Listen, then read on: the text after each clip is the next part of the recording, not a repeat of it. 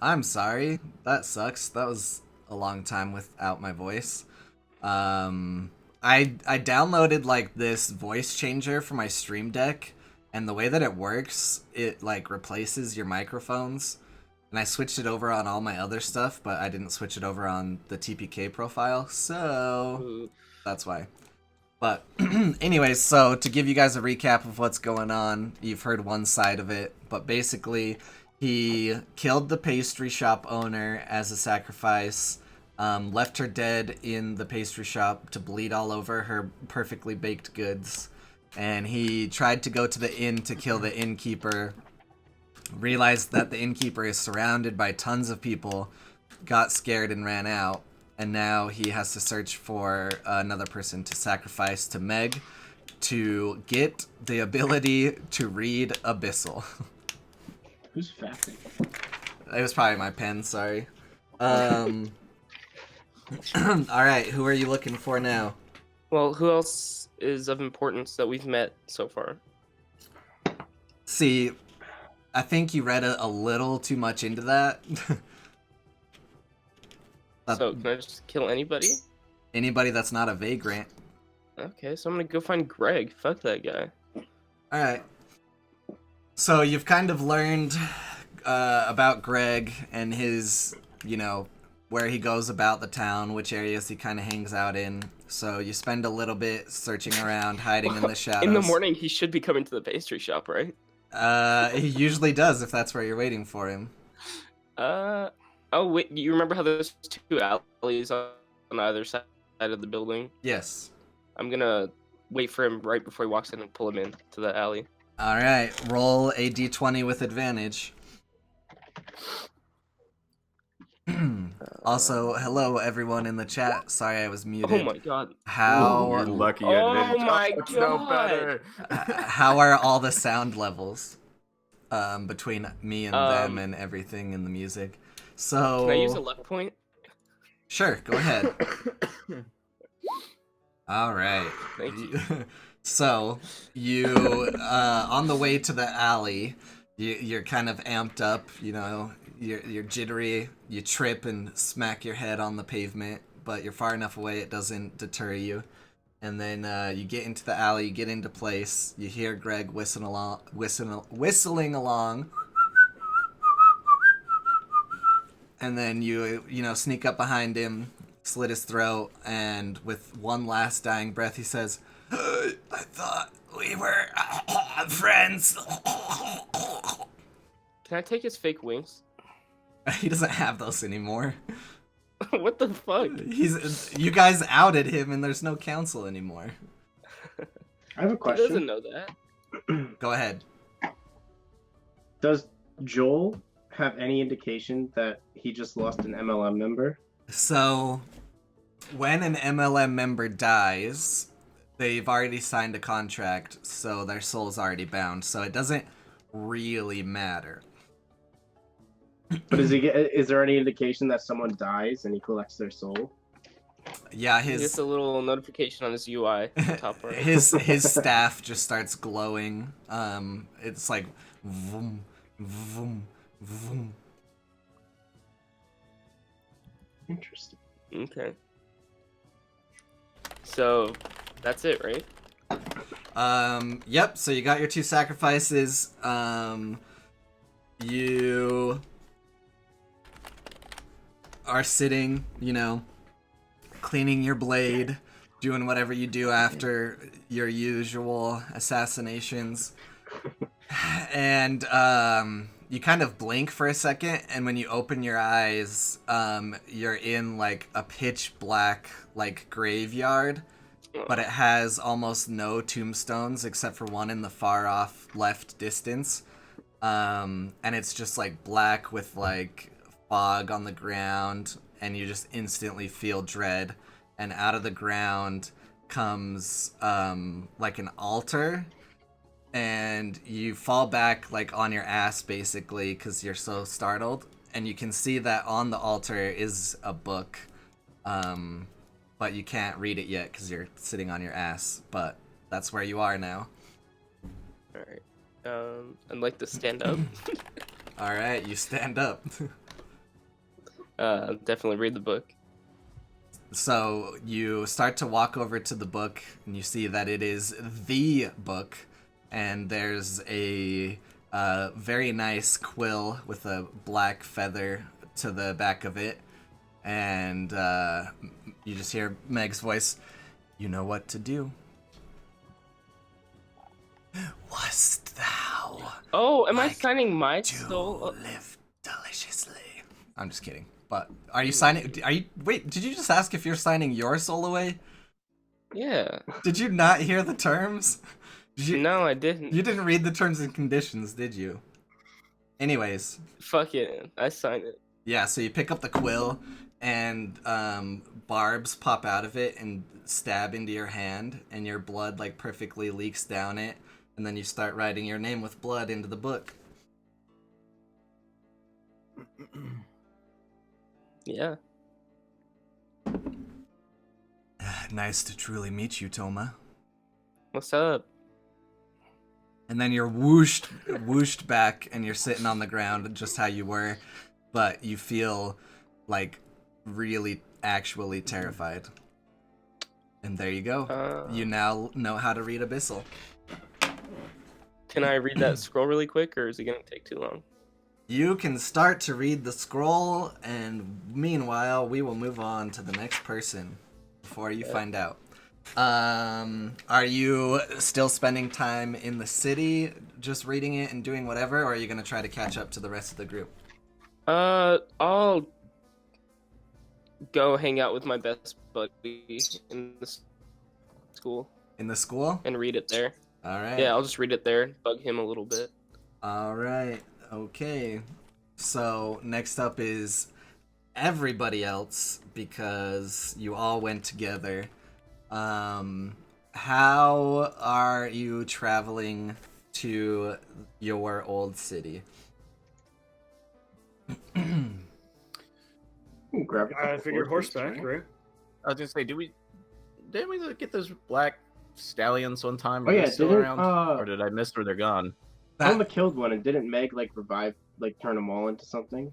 Wasn't that only in like the weird sequence, or am I wrong? No, like remember when Toma tried taking a horse, Maybe. And then- Maybe you're right. and then she like branded it, almost killed it, and fed it an apple, brought it back to the stables, and it died. Yakula brought back one, and then Meg did something to the rest of the horses. Oh, I think you guys do. Some shit. I think you guys do kind of have He horses gave us, just he in a gave us stable. all horses. Yeah, that was Yeah. after. I don't remember what Um, happened right after that, what Meg did. I just remember Toma failed with the horse. Yeah, the And horse Yakula died, brought it and I'm pretty back. sure he just like, no, Or Fucking Meg brought it brought back? Sure. Yeah. Unless they were temporary for that sequence, because I think immediately afterwards we went to that one battle sequence. Oh, was that really before the battle in New Yeah, it York? was like literally right before it, I think. The ancient battle for New York? Yeah, yeah. Possibly. your Maybe I call- might have some notes on it. Do you remember around what episode that might have been? Yeah, that's why I was saying you guys need a scribe on your side. Listen, I've got like 4 pages of notes already. It was So the second episode I joined in on, I think. so it doesn't really matter. I was just basically asking you, are you guys doing anything in the city first, or are you heading straight out? And it's a 2-day travel, so I assume you guys are just traveling like normal, stopping at night, right? Sure. Yeah, probably. Sure. Can I just say, session 5, the first line of notes I have, everyone just wants to talk about damn water. I don't know what the context is, but it's just a line, and then I have 2 spaces, and then the rest of my notes start. I should probably start taking notes. Here's my notes for the past couple of sessions. This is just like Oh, little wow. like, oh, you can't even see? Yeah, you can. There you go. Look at All you. right. Yep. Somebody I tried. serious. Someone is like super serious. Listen, I can only have a big dick when I play D&D, alright? Sure. Ooh, Wow, that's way to flaunt it. tough. Wow. Anyways, so you're All not right, moving on. you're not doing anything in the city, right? No, Okay. I say we just head back. Cool. So you guys start your journey, you pack up, you get horses, however you get them, it's whatever. And you head out the gate. You get about a day travel into it. Oh, Go ahead. I'm sorry. On our journey, I want to take Yakular to where I left the noble's skeleton. Oh, and okay. I want him to reanimate it if he can. Ooh. Yeah, so Oh, it's speaking of the zombies, that's still with us. How does that work? Yeah, after I long read, I have to recast the spell every 24 hours. So after we long rested, I consumed a spell again and brought it back. So the zombie's still with us. Nice. can you have more than one right now though?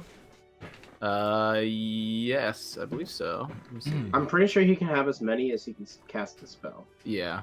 As long as he has the ability to cast the spell, he can have them. Yeah, the spell's what the issue comes down to. Okay, so it's spell slots. Yeah. There's yeah. really no limit. It's just however much he can maintain. Oh, I forgot to tell you something, Toma. Yo. So, they start heading out. You're for some reason staying at the school. They're getting out the gates. You're in the school now, reading your scroll. As you're starting to read it, the collar fuses into your skin, and it's now like even more attached. And you feel like its energy kind of like course through your veins. And Is that good or bad? I don't know, you tell me. You made a decision. So you read your scroll, and it is a scroll for Abyssal Pet. Is that cool? Or I'm not sure what that does. It gives me a pet? Yes, it gives you a pet. Sick. Wow. So I'll just actually send this to everyone. Was it So worth it though? You sold your soul. so You sold your soul for a fucking bloodhound. Worth it. all right. So let's see here. Oh, sending a condensed spirit into the abyss can give it life and revive the animal permanently, but it almost never goes smoothly as the abyss is not considered clean. Its denizens are ugly, covered in tentacles and monstrous beyond recognition. First of all, to get a condensed spirit, you must have the condensing altar, a circular board with elvish inscriptions printed in 5 circular layers, evenly expanding from the middle. Secondly, you must draw the sign of Beelzebub in blood of a dead animal companion on the board. Now light a candle in the middle of the board and wait exactly 1 hour until the fire turns blue and goes cold, and it condenses into a thick, flickering spirit. So since it's a scroll, you only need to draw in the blood of a dead animal on the back of the scroll, and then it will create your abyssal pet. So I don't need to sacrifice the animal, I just take the blood of it and then Yes, you don't need to sacrifice the animal, you just need the blood of it. That's it. Yeah, so just bleed an animal to get another animal. do that. Where can I find cool wait, is this spell so how many times can I use this? It's a scroll, which means once. Oh, but the thing is permanent, the pet. Until it dies.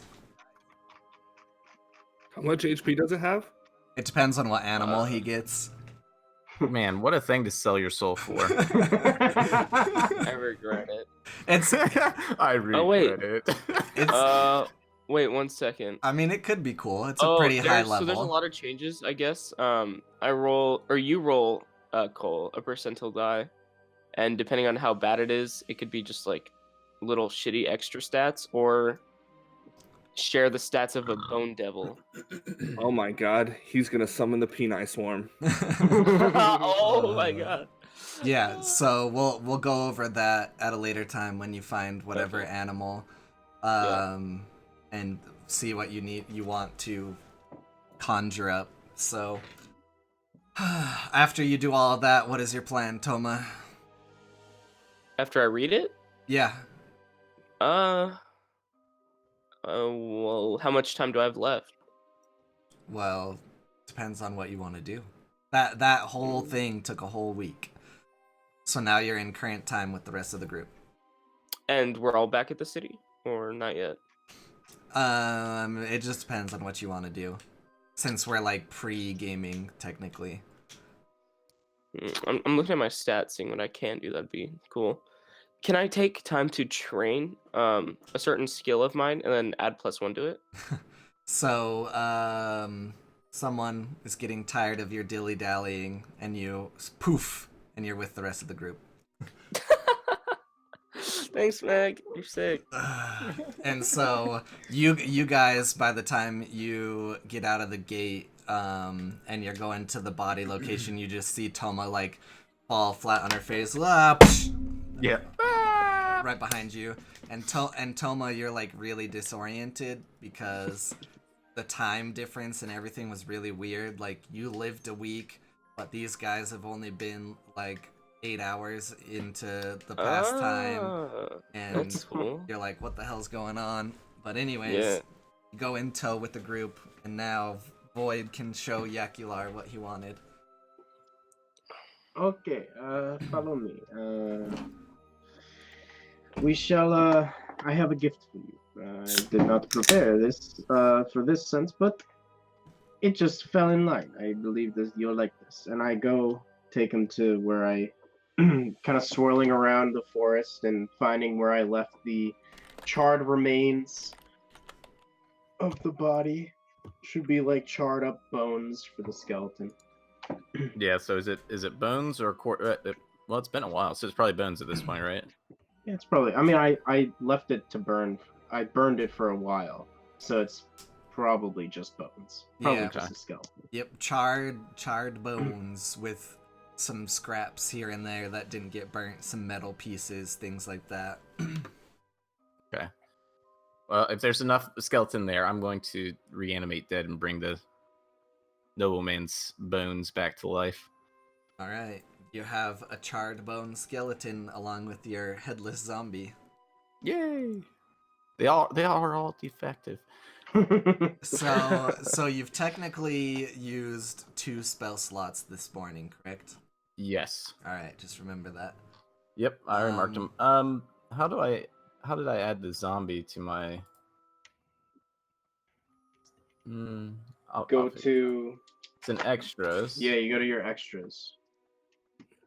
So extras, manage extras, and Manage extras. Okay. just search for it. Mine's taking a while to load for some reason. There we go. And It's under pet.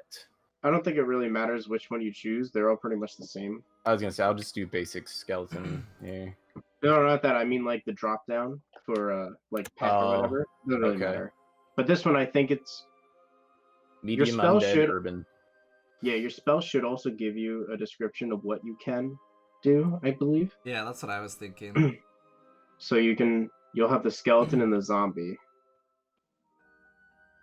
Yeah, I can command them to like attack something, guard something, defend me. Yeah.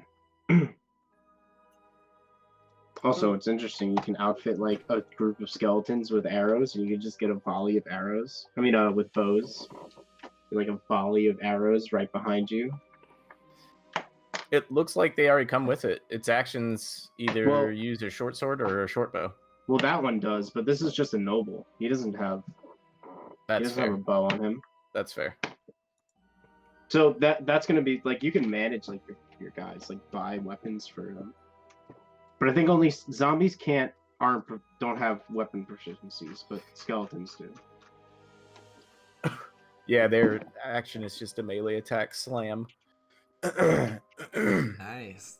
So you reanimate that one. It seems Rise, my minions. it seems like everyone in the group is fine with this. No one's questioned it at all. Does anybody have a problem with this? Because we can talk about it. Void's pretty into Nah. Oh, it. So you continue on your journey. You get to your first camp. I assume you take turns. You You watch. Is there anything else you set up in camp? The Peni Swarm. Do we need to do anything? You don't need to.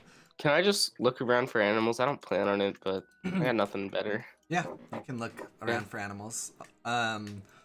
So you you guys notice a little bit, but not too much, that while riding, Yakular's kind of been reading this book. And when you get to the camp at night,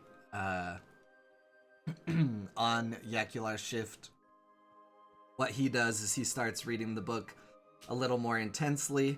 And he's been reading it for a long time. The knowledge is kind of like flowing through him a little faster than normal in some parts. And Yakular, you actually pick out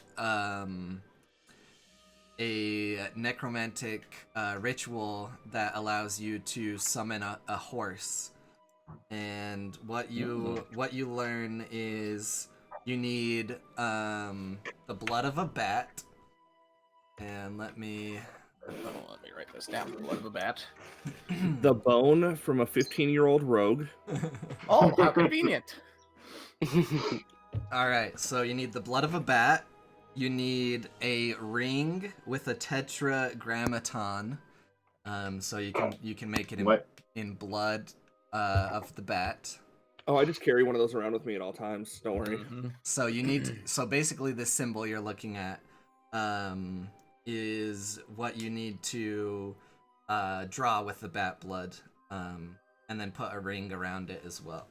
It's a big bet for a lot of blood. So after you're reading the book and you're reading the ritual, and it actually is written by an older necromancer, and it talks about the ritual, and it says that once you do this, you'll actually see a bunch of horse spirits or apparitions or whatever start flying through the sky. And to make the ritual work, you need to choose the horse with the red bridle. One important key note is that you may not sin at all during this ritual. You must be clean. If you choose the horse with the red bridle, you pick it out of the sky, bring it down, and then you have a horse to ride. And that is what you learned in your preparation time, and you can now, as long as you do those things, summon a horse, and it takes about an hour ritual. Okay. So you said a ring. Was it a ring around that yeah. symbol or an actual ring? Nope. Alright, so you draw a ring around it. So Okay, just around it. Okay. yeah, so this symbol in the middle of a ring of blood. Okay. So I need everyone. Yeah, I posted a picture of your horse for you, Yakular. Oh gosh. Oh, did you? I need everyone to roll a perception check. I haven't watched that movie in so long. Okay, perception check. How do I roll that exactly? Don't tell me. 10. Okay. All right, So it's EG got a regular D20 10. for me. Where's my perception? Let's see. 4. 2. Plus 2. All right, so Oh shit! Here, let me. You're not a very perceptive necromancer, are you? I was working on it. Oh god, I'm not. it's fine. I actually meant everyone besides him. My bad. Oh, okay. Oh, thank goodness. Oh, so you guys don't notice anything about this at all. You, Boyd and Kalik, the only thing they notice is the title of the book that Yakular's been reading, and it's called Forbidden Rites. And that's all you know. You don't pay any, attention to it. Everybody else, you don't notice anything different at all, or Yakular doing anything at all. But that's about it. Out of game, I sent Chamberlain an actual necromantic book So that's on his and my computer now. I can read about dead things. And that ritual is a ritual from a real book on necromancy that supposedly this necromancer actually performed. So it's translated from like Latin text or something like that. So I had to do some crazy shit to get a copy of it, and then it was all encrypted and whatnot, and I had to find a way around the encryption, which I actually found a really easy way that it's not intended for you to do, I guess. So there's an encryption you can put on a document where you can't print it, you can't change it, can't do anything like that. And usually if the document is encrypted, what most people will do is it doesn't have that print encryption, so they'll just print it to PDF and then save it as a new file, and then the encryption is gone. But this one even had a lock on printing, so I uploaded it to Google Drive and then downloaded it back from Google Drive and then printed to PDF, and then I could edit it. So I edited out a bunch of stuff from the book. Printing? Encryption? What are you talking about? We don't have those things. That's why I started this conversation with out of game. Out of game. But yeah, it took me like an hour of preparation for that little part for Yakular. Dang, dude. That's dedication right there. Holy crap. Round of applause for freaking Cole, man. No shit. Yeah. That was all just so you can have an actual book on necromancy, and maybe we'll go to jail. Oh shit. If you got out of game, I'll send you guys the book if you want it. You guys all want it on your computer too? No, Sure, I'm good. whatever it is. I'm good.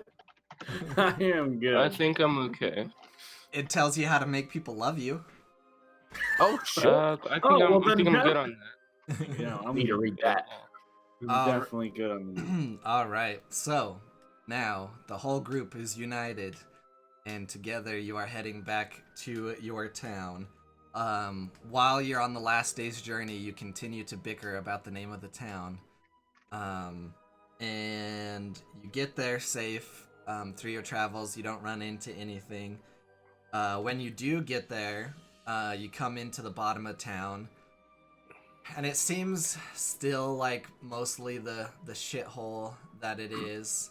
But there's something that's kind of different about it, but you don't notice anything off the top. So you're at the very bottom. What do you guys do, and where do you head first? There's only one building in town. Brothel. Brothel! So there's more than all these buildings that are on the map exist. They're just all shitty and empty, as far as you know. So you start heading towards the brothel.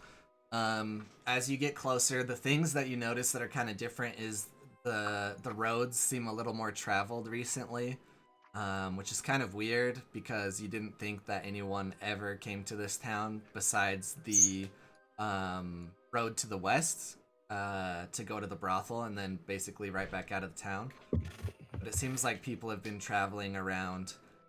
You hear some distant noises, but nothing of concern yet. So you get to your brothel, and let's see, where is your brothel? So, as you remember, here's the outside. There's a guard out there, as usual, just one lowly guard. How is there a guard out there? I killed the last one. Well, you have a manager. They need a guard. Come on, guys. They got ladies Well, in there. we kind of own this place. They better let us in. Of course they'll let you in. You don't run it though. You just like profit off of it. I mean, We're I more like differ. proprietors rather than like owners. There you go.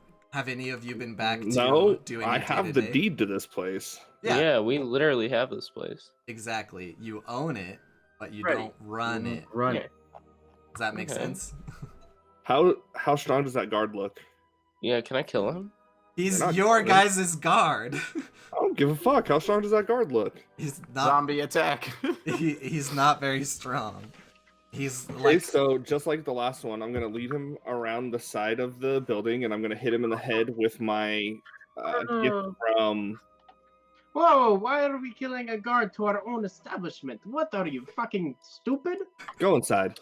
So if they're like, Tell me, Anything. what are you doing? He is protecting our workers. Go. This is a union now, okay? Go. I'm gonna stay We and watch can't because I want to make- make him into a zombie. We can't make these decisions. So I motioned to Yakular to come with me. if someone signs when they're not like of clear thought, do they still have their soul signed away? depends on what you're asking. Which signing are you asking? Like to join the MLM? I'm not signing him to the MLM. No, I know, but I have a question. Why- Like, A signing. like- A signing is a signing.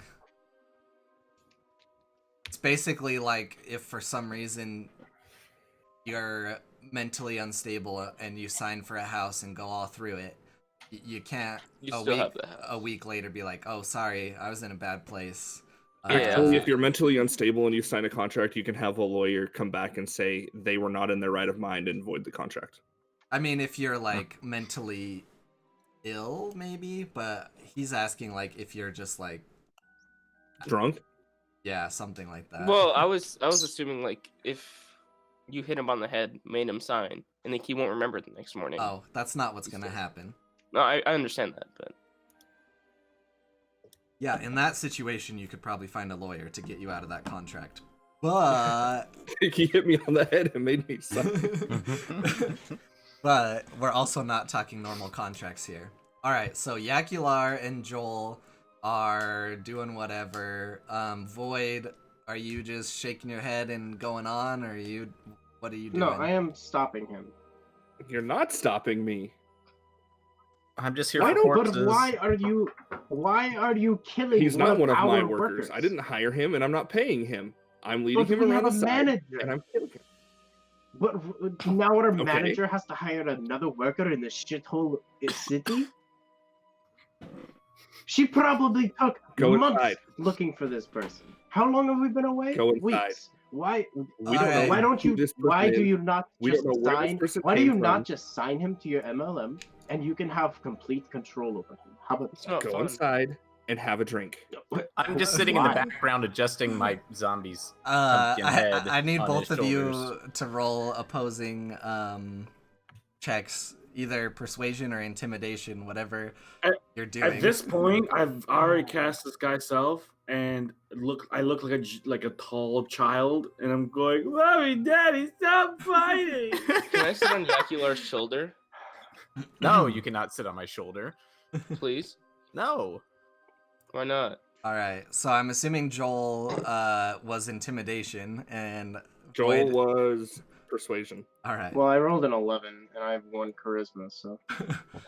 So, Void argues and then is like, whatever, I'm just gonna go Fine. I thought you were the smart one of the group. Goodbye. reap the benefits of the brothel.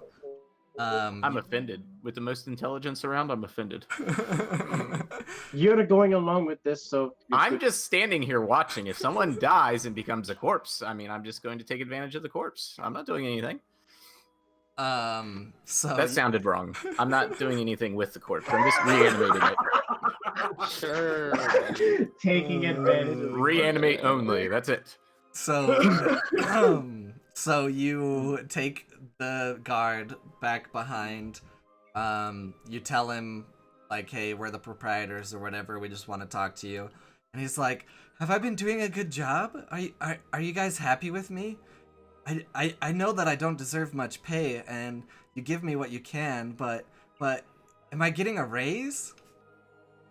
And you guys take him around Raised back. from I the mean, dead. You'll be raised in a sense, and then I'm just gonna smack him upside the head. All right, roll a d20 with advantage.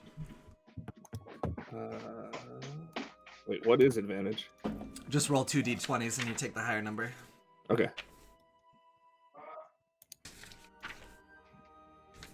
19. All right, so you do it. You knock him out, kill him, all at the same time. Your Mace. mace, that's what it is, starts glowing. I have a table here somewhere, far back. I think I only have like 4 spirits in it. Oh wait, I thought it was your cane. It was your cane, wasn't it? Yeah, but the top of the cane pops out like a mace. Oh, okay, cool. Yep. All right, so I'm pretty sure that you're at 6 for the cane now, out of game. 6. All right, let me add that on here. Do you remember what you got at 5? Because I don't think you've been using it. I'll probably have to go back to my older character sheet because I didn't add it on here. I think it was just a reroll. Yeah. One reroll. Yep. Reroll once per fight. Cool. All right, you guys do that. I assume Yakular's reanimating the body. Yeah, working on it already. All right. Here's the question: are you going to put it back in its post like nothing happened? Yes. All right. I'm going to stash the other 2 degenerates around the side in the dark because All right. I guess I shouldn't walk inside with them. See, look at that, Void. You still have a guard. And he only listens to me. He's so frustrated that he got up and left.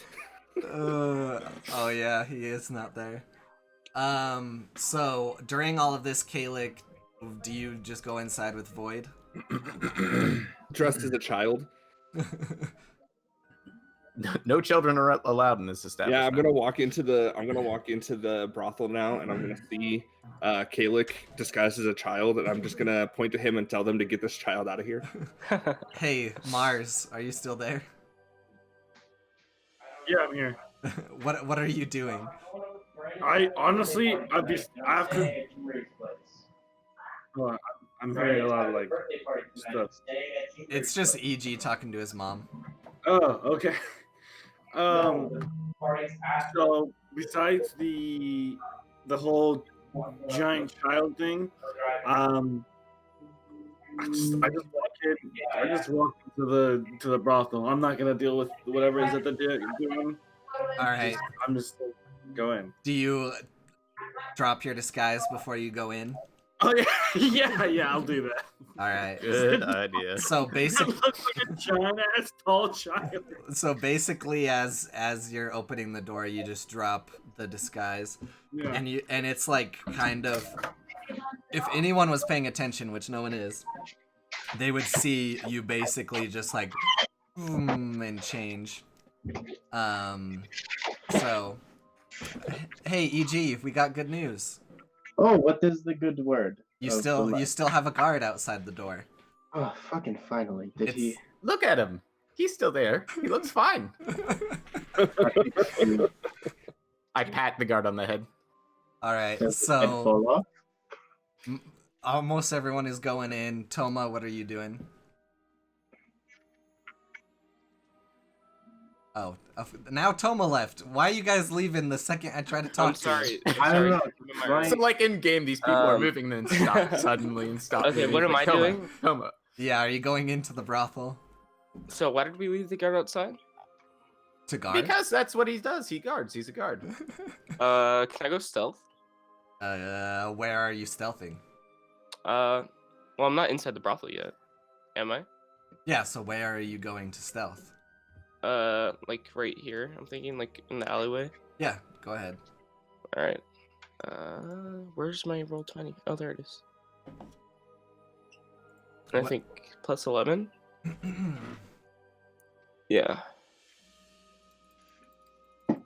Oh, everybody say hi to my decapitated head above my left Hi, shoulder. head. I had. Yeah, How so- Okay, I seasonal gotta- of you. yeah. I got a 26. What is her name? Name's somewhere out there. Yeah, you go stealth. What are you doing though? Well, I'm just wondering if I want to kill this guy or not. Why? What, does he have, Why? Does he have anything cool on him? He's already dead. He's dead. I was hoping you would let him, and then I would fucking attack him back. Do it. Do it. This guard is just a normal person, basically, with a sword that they All right, found whatever. and I go asked inside the to help brothel. guard your guys' establishment. Whatever. Anyways, he And barely he has gets a big paid. wound in the side of his head. You can tell that something's happened to him that's not normal. He barely gets paid anything. Well, nothing now. All right, so you're all inside. So, weirdly enough, when you get inside, everything is much, much nicer than before. All the ladies are in like pristine condition. They're all working very well. It seems like they have a increase in clientele, and it's very weird. You don't remember the brothel being exactly 2 stories, but now it is 2 stories. And Is it... the manager is sitting at the front desk and just looks up at you guys and gives kind of like a half smile. Hey. We're not even worth a full smile. What a dick. I'm gonna lead her around back. She's not cold to you guys or anything. She's just, you know, busy lady. She appreciates what you guys have done, of course. You're all sitting there staring at her, and she's like, "Welcome back." Hey. Where's our profit? You guys monies. You guys already get it sent to you. Oh. Well, I don't know how much my We want gold the is. monies we already got. Yeah, damn it. I haven't gotten any money. You do not touch the bank at all, Toma. Of course. I think Joel is in charge of the bank. Yeah, Joel's in charge of it all. Yeah, Joel gets most of the money, and then whenever people want shit, I just give them. Yeah, whatever There they is need. one shit that I want down the road. Do we have 1,000 gold yet? no. Yeah, you guys have been fairly splitting the gold pretty well. You guys just use it when you need things. Yeah, I mean, I don't mind it. Like the one person. Yeah, that doesn't matter. using- A bankroll. That's fine. And then on the way, as we get gold, we just kind of have personal fun. So yeah, as we walk in, I just happened to mention to her that she might need a new guard, and then I just walk past. as like the door is half closing, she still sees like his feet out there, and she's just like, "Okay." Yeah, and I walk by. I'm like, don't listen to him. He's fine. But yeah, your brothel is very nice looking. What do you guys do? Well, we need to sit down and actually figure out how much funds we have. I'm gonna how we order a want to- drink and out of game grab a beer. Right What kind of outside this food do door, they so it's have like- here? Well, you continue. They have basically any basic food that you would want that like doesn't really require cooking. You know, they've got some. Waffles. I demand waffles. They've 'cause I got Do we think have waffles in this world? they got like cooked meats. They got bread, cheese, you know, stuff like that. So we're all sitting at a table, and I call the manager lady over. She walks over and just looks at you and is like, "Yes, how can I help?" I look at her, and then I look at Kalik, and I'm like, he demands waffles. Get on it. All right, let me She's gonna slap you, dude. ask a I got question my here beer. real quick. When were waffles invented? Oh my gosh, I am on that like white on rice. There had been some kind of fried pastry type deal back in the day, right? Yeah. 1725, printing of court cookery by Robert Smith. Well, it's pretty simple. Like it's just basically flour, water, and other shit, right? I'm sure some poor person. And you could decided, cook like, that in. Flour, water, and You shit. could even cook that in oil, and it would be. All, Yeah. okay, Same. all patterned after established Dutch, Belgian, German, and French versions. Yeah, so I did say that there's nothing you can cook, but she says, we will do our best. And What about pancakes? she sends a lady? Oh my fucking god! What does not make sense about the sentence? No So foods we've- you have to cook. We've got the waffle thing sorted out. She's still standing there. I ask her about the increased business and why it seems like the roads are being a little bit more well worn. Yes. If there's anything we need to know that's been going on since we left for a couple weeks. Yeah. So Hey, I'm gonna quickly be right back since you guys are just talking. okay. Cool, Yeah, cool. because this isn't important. Yeah. So she looks at you and is kind of surprised, but then realizes you guys haven't been here for a while. It's like, oh yes, you guys really didn't provide us any protection or any other establishments in town. A raider camp actually took up one of the old buildings to the east, and they've been frequenting the location and telling all their friends. We have had some troubles with them, but they do provide us money, and they've helped keep the business alive. But they're no good raiders. Just bandits. Send for their leader, please. We have raiders to kill. She says, we don't go there. We don't go outside of the brothel. Women who leave these walls tend to not come back. But their camp is to the east. Let's just go kill them. Oh, I've got other plans for these guys. I'm okay. But we'll kill a couple so that you can, have materials for more skeletons. Dead bodies, woo! Are you about how big is are it? you thinking MLK? Do you have? Yeah, I'm probably gonna assign their leader to the MLM and then use the MLM to have them work as protection. Ooh. So, you asked how many. She's like, well, they have a captain, and he's a pretty surly fellow, very good fighter, and maybe 5 or 6 under him, and their friends come and go. They've brought some trade and things like that, but they're just no good. So as you're talking, one of the ladies that sent off brings you basically the equivalent of uncooked waffles in a bowl and puts it down in front of you. Here's your dough. Waffles? Hey, could you mute that typing there? You're typing furiously there, dog. I told you guys there's no cooked foods. Oh, I forgot that we're not using Discord, so I muted Discord. Can I cast something? Let me see if I can cast anything to see. Ooh, I can. I'm gonna give her about. Well, I'm gonna ask her to see the financials. I want to see how much money they're bringing in.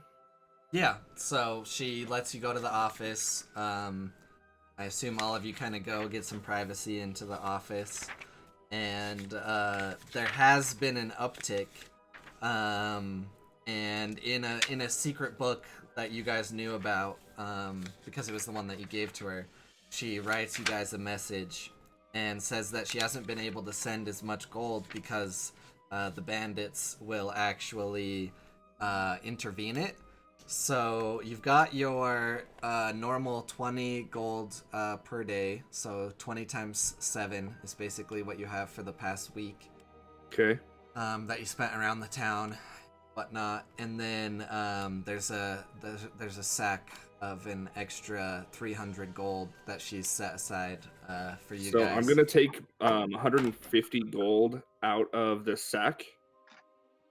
I want her to take this gold and start looking at hiring a blacksmith, give him one of the houses close to the brothel, and then use some of this gold to also hire a couple more guards for this area.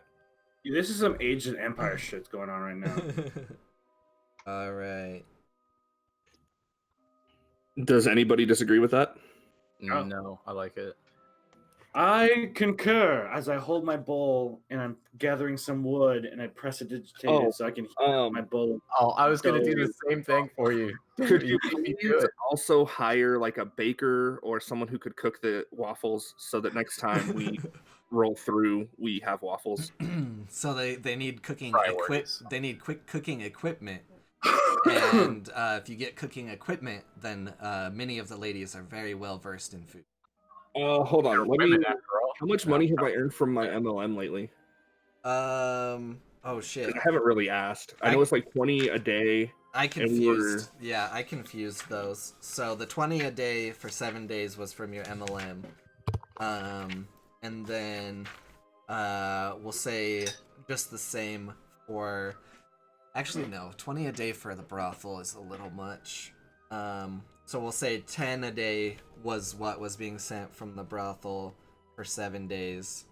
And then plus the pouch that you had.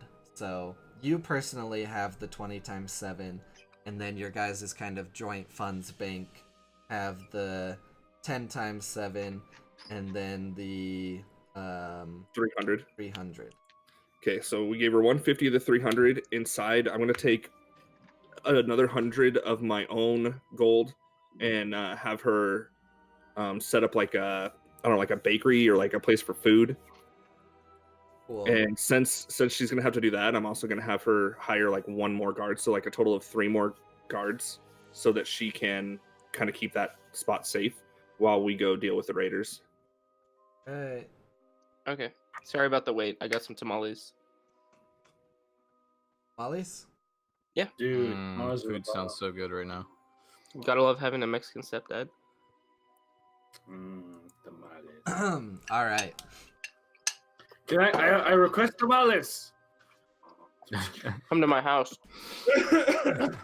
Okay.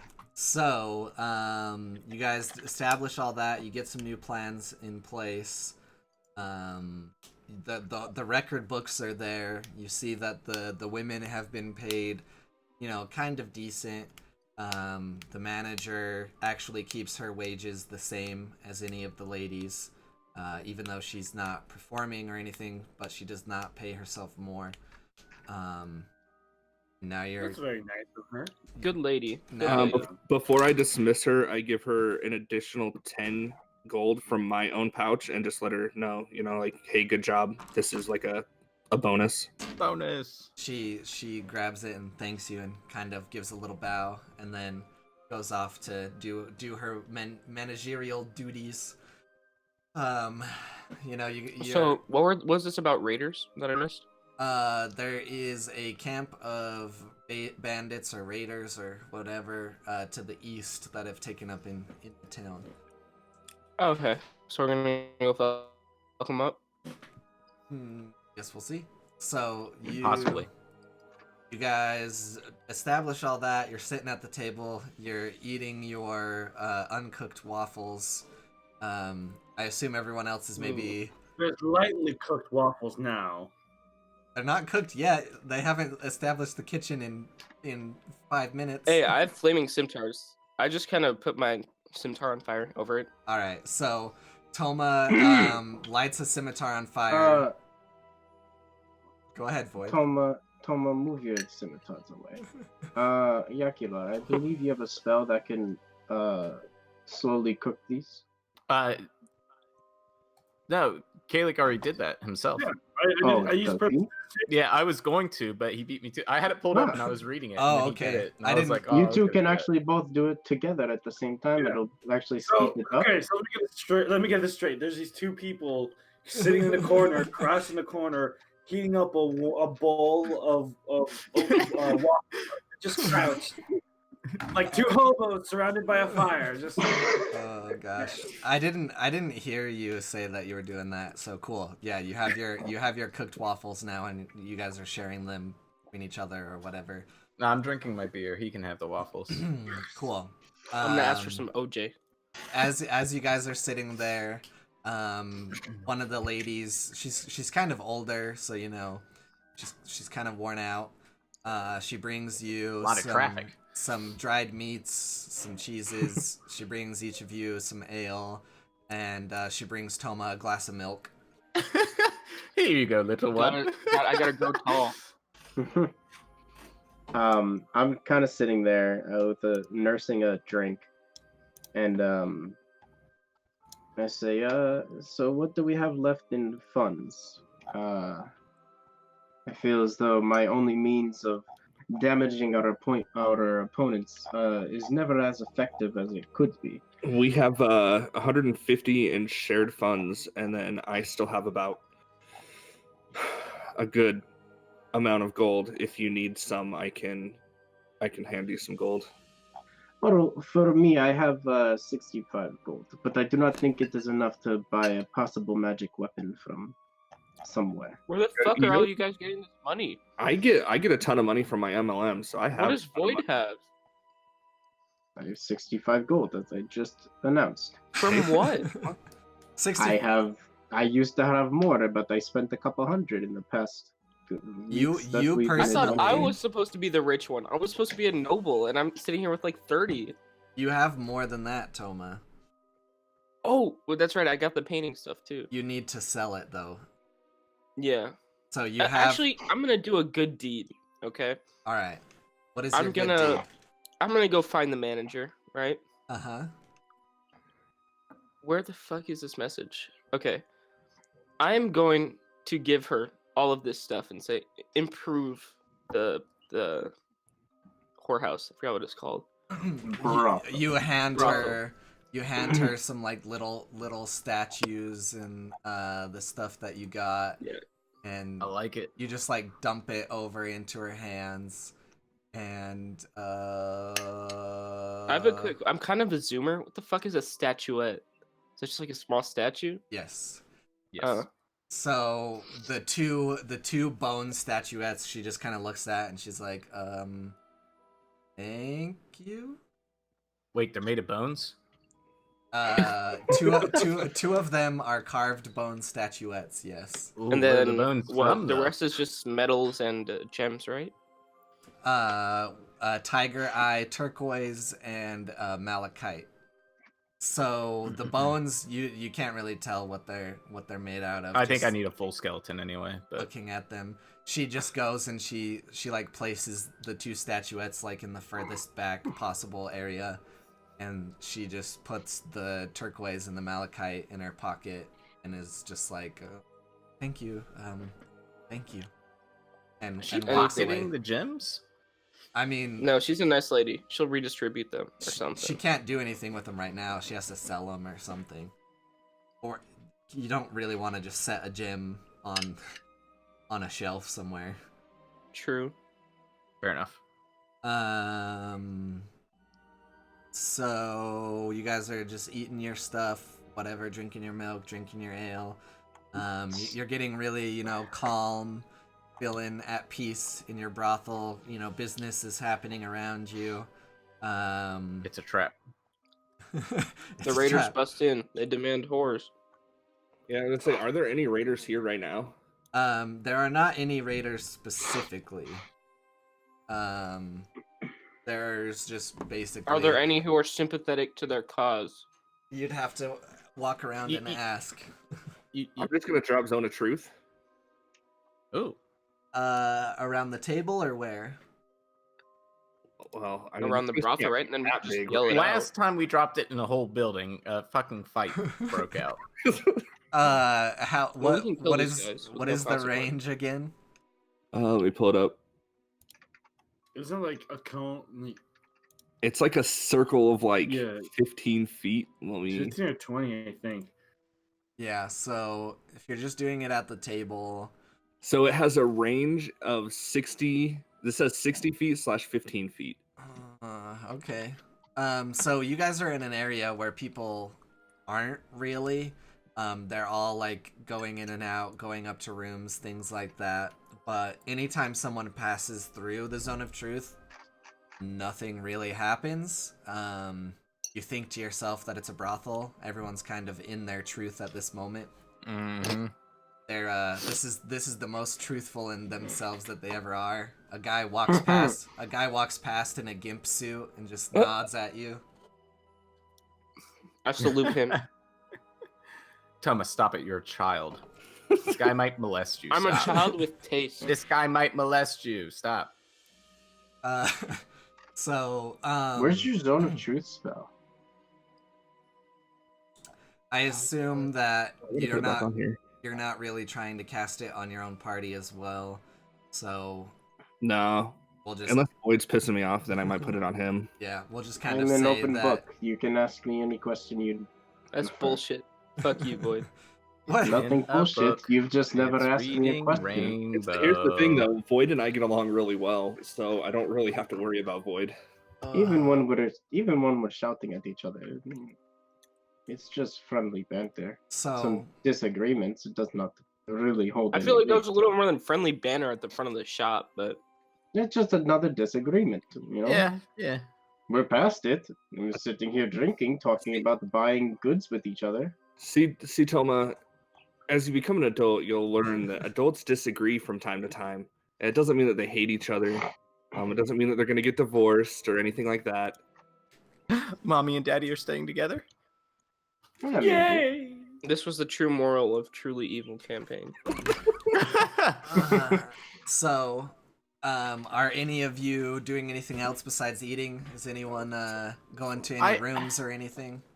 I think this is a little out of what would be something to do at the moment because it might not be useful. But I really want to see about doing this, raising this horse spell. But I can wait.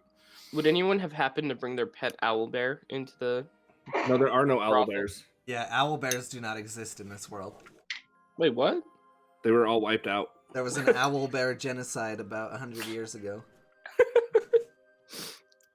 What? I asked about this. Did you say why? Yeah, I want to hear it, like, from the horse's mouth or whatever that saying is. Who are you asking? You. You can't just ask me questions like that. God is Meg. an NPC in the game. We Meg, tell us a bedtime story. You should Meg. ask. about the owl bears, Meg. So you all reach out to Meg and you hear your favorite sound.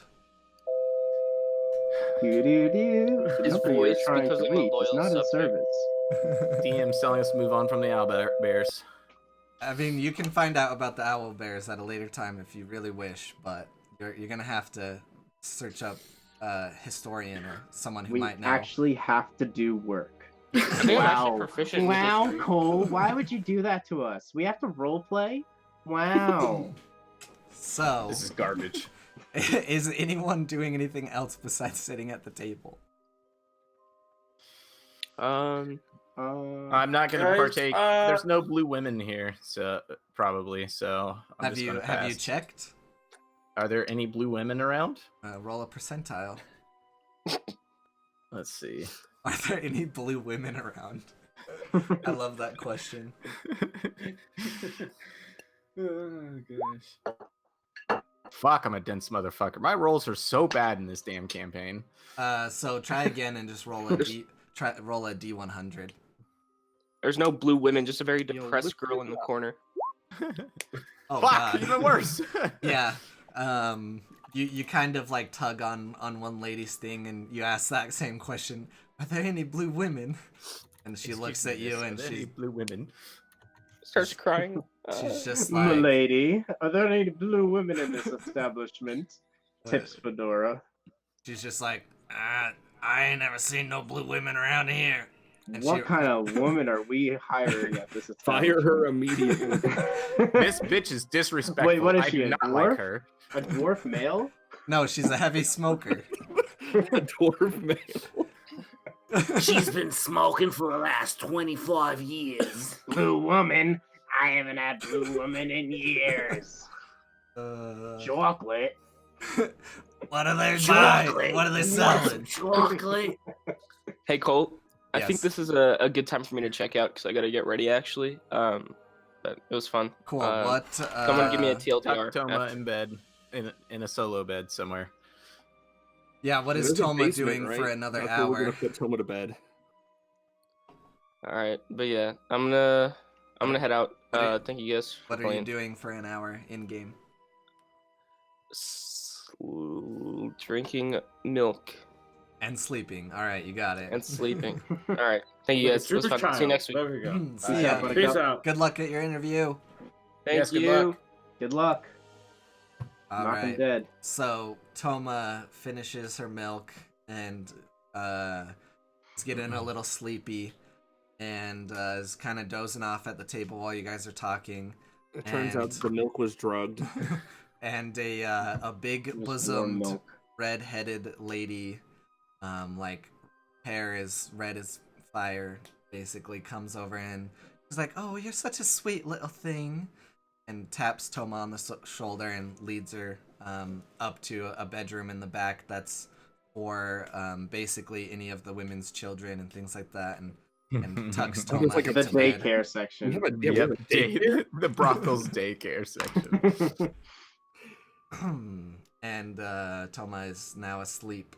And you guys are finishing your conversations, things like that. And you've drank a lot of ale, and everyone has to go pee real quick. So we'll take a quick pee break here if anyone in real life needs to go pee or grab a drink or whatever. I'll grab a drink. Anyone in chat has questions, it's a good time to throw them in there right now. This is when we'll play an ad. So do a message from our sponsors, and I'll be right back.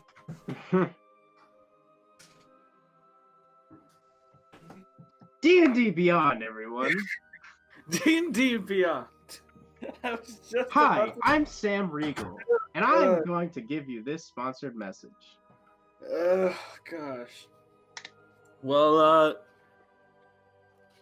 that was interesting. Yeah, very interesting. Oh, man. Oh, yeah. So, what's been going on, Void? Is this an in-game question or an out-of-game question? It's an in-game right now. Oh, in-game? What's happening? All right, I'll sit there. And I guess as you're talking, I'm working on a brew. I'm trying to brew some fine ale. Nice. Something strong. What should the bonus be for that? I'm proficient in it, but what skill check would brewing be? Like kind of like a tabletop brew system, a handheld brew system. Well, I wouldn't say sleight of hand. Why not? No, What it about- would be what it about would be like a base. insight or something? No, that No, doesn't it would be a apply to base that. like strength, dex, con, Oh. intelligence with like one of your base stats. Oh, That's what you intelligence, have. I I would was gonna think. say intelligence. I was thinking intelligence, but it's only +1. I'll do it. Woo! That's a 15 plus 3 plus 1. It's a 19 to make fine ale. There you This is go. just the start. That's gonna take me a while to make the ale. So I'm starting off the brew. My character's like salivating, seeing all the process and what's going into it. Yeah, I'm excited to taste it. So wait, are we all sitting together? Mm-hmm. Because one of the things I wanted to talk about with Yakular was how exactly.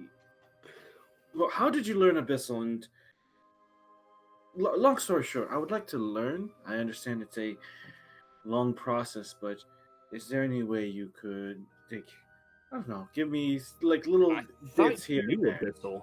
No, I don't. Why didn't you ever ask Joel? I didn't. No, you know what? Fuck you. So, I didn't know. I'm sorry. So- I didn't realize this was such a hot topic for you. So as you're asking Yakular, there's a voice in the back of your head. I can help you learn Abyssal. Just the back of his head or everybody? Anybody who doesn't know Abyssal, sure. I want to butt in. I want to say, Kalik, we talked all Is there about. one second. Is there any way I can put hold music on Meg? You can hum it out loud. You can't really put your own mind on hold. I mean, Okay. this is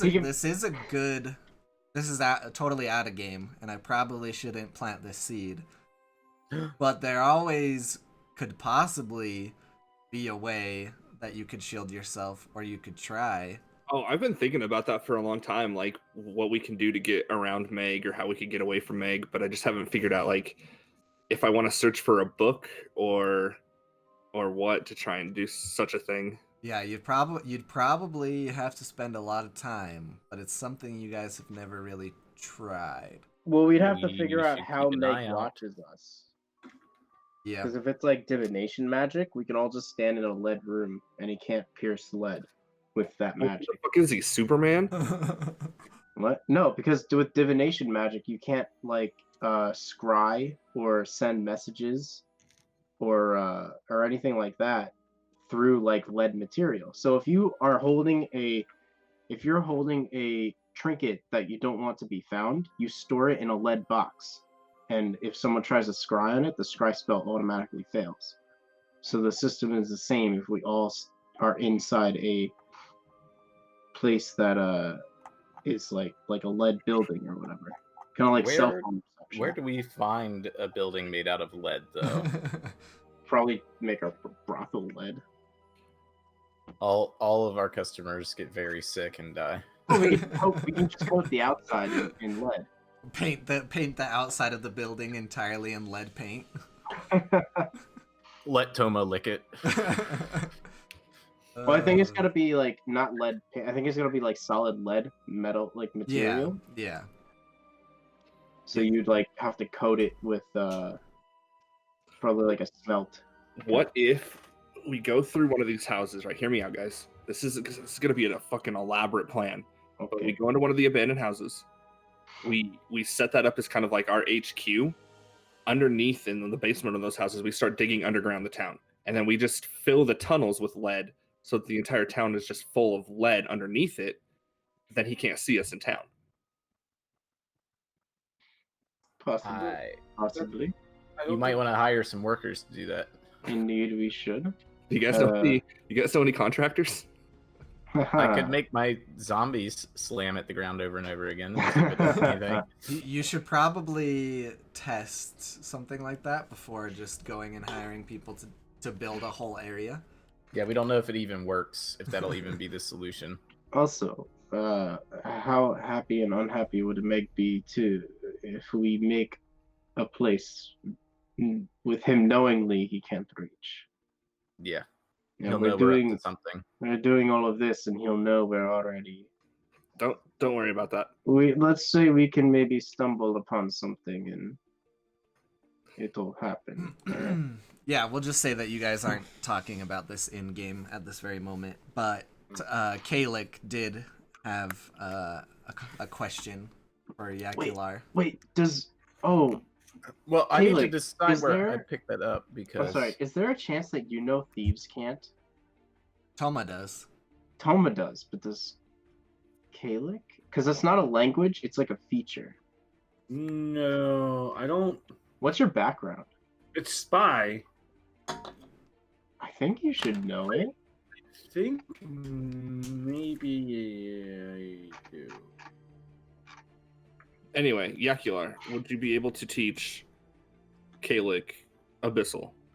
I will help teach him during our journeys. I don't know how long that'll take. 250 days. Okay. And to answer like where I learned it, I think as part of like my backstory and stuff after I left, I don't know if that would have been part of like the plane that I lived on, that would have been something I would have known from there. Or once I started like delving into tombs and stuff to learn necromancy. Yeah. If that's where I picked it up. I think that's where I picked up Abyssals when I was delving in tombs.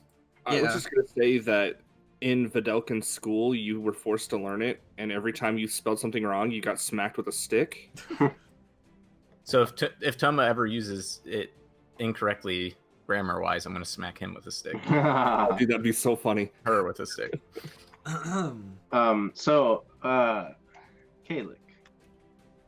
Yeah. This may be a little too personal information for you to withhold, and be free to not answer this question, but who is it in which you serve? You explain. Well, you do not. The way you cast your spells, you do not pull from the arcane intellect of pen and paper, and you are not a religious folk and weave your spells from the necromantic or radiant light. So your spells have to come from somewhere, and I am wondering where these come from. Well, it's. So it should say on D&D Beyond. Out of game question. I'm Yeah. sorry. Did you prepare like a patron, like a on Yeah. whole, like okay? It's All right. it's the fiend because that's the one that's the only one I could pick for the D&D Beyond. Yeah. 'Cause Right. that's- No, I'm just asking for like flavor, a backstory, and stuff like that. So the idea this is out of character. The idea was that because of my criminal background, the essentially the idea of the fiend is that I take, or because I'm a warlock, I essentially borrow the power from this fiend and I pay them back eventually.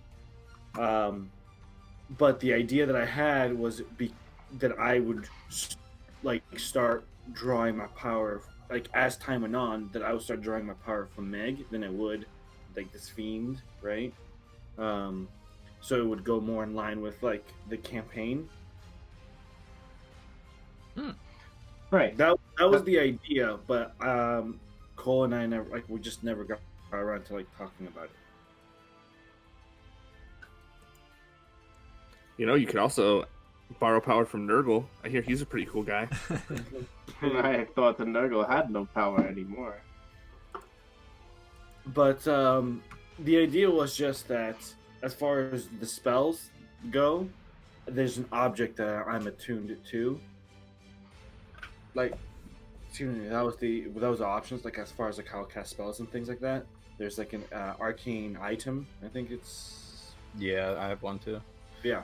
So, Well, that's just like in place of using components. right. Yeah, like where It's does not as- your feed off of necrotic stuff comes from? That's what I'm interested in. I'm more asking, spell casting in general. You can either learn how to spell cast, you can either be born spellcaster, or you can be gifted spellcasting abilities. Who's gifting you your spellcasting abilities?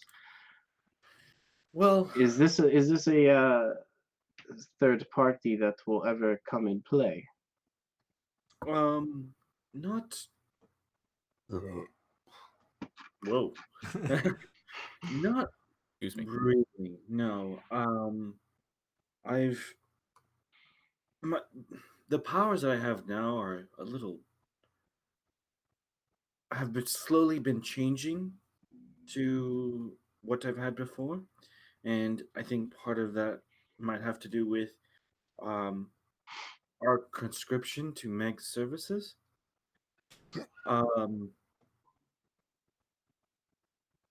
But I feel like at least it is my intuition that any third party that I derive my power from isn't really going to be a problem. I mean, I very well could be wrong, but that is just my own intuition and insight. Do you ever have any fear that your patron and mate might one day just let you go?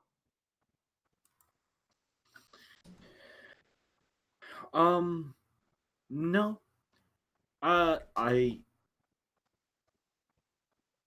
Yes, I rely on my powers, but they're not they don't define me. They don't control me. Yes, I use them. Yes, there's a possibility that I might lose them. And if I'm ever in a situation where I would need them, I mean, there's always, I'm sure I can always find other ways. And I feel like where we are under Meg, if these powers do not come from Meg, then I can certainly ask for Meg to lend me their power. I find it very unlikely that where I am pretty useful with the power that I have, that Meg would put me in a position where I wouldn't be able to use said powers. pretty pretty safe assumption that if the fiend were to cast you aside, you would definitely have someone to replace the fiend pretty quickly. Mm-hmm. But Seems- while you guys are having a conversation, Yakular was kind of considering wanting to do that ritual. Yeah. To start that, you just need to find some bats. So are you wanting to go out into the night and find some bats? I'm going to try to if I can roll to find one easily. If not, I can use Find Familiar and just summon one. But I'm just going to try and find one so I don't use up a spell slot. Yeah, so you go out into the town and you start hopping along rooftops or whatever. Just roll 3 d20s, no Okay. modifier. Okay. And go ahead and continue your conversation over at the table. Ooh, 2 19s. Oh yeah, you find 2 bats. You're running around the town. You find some abandoned houses, and they're basically full of bats. And you like use your shirt or a bag or whatever, and you catch 2 and whack them against the wall or whatever you do. Oh, I wish I could bring a bat back to life. I have no spell slots left, and probably can't bring bats back to life. But now you have 2 bats. All right. Well, I'm gonna prep the emblem and the ring and everything. But while that's going on, they can keep talking. Yeah. So are you gonna do it in like one of the abandoned houses or something? Away from people. Yes. Cool. All right. So yeah, you're in an abandoned house. You start draining the blood from the bats, and you start writing your inscription on the ground. What are you guys doing at the table still? We need to go deal with this raider situation. Yes. Yes. Yeah. Are you gonna sleep it off first? Take a long rest. You're 1 full day into travel, basically. Are they more active during the night or during the day? During the day.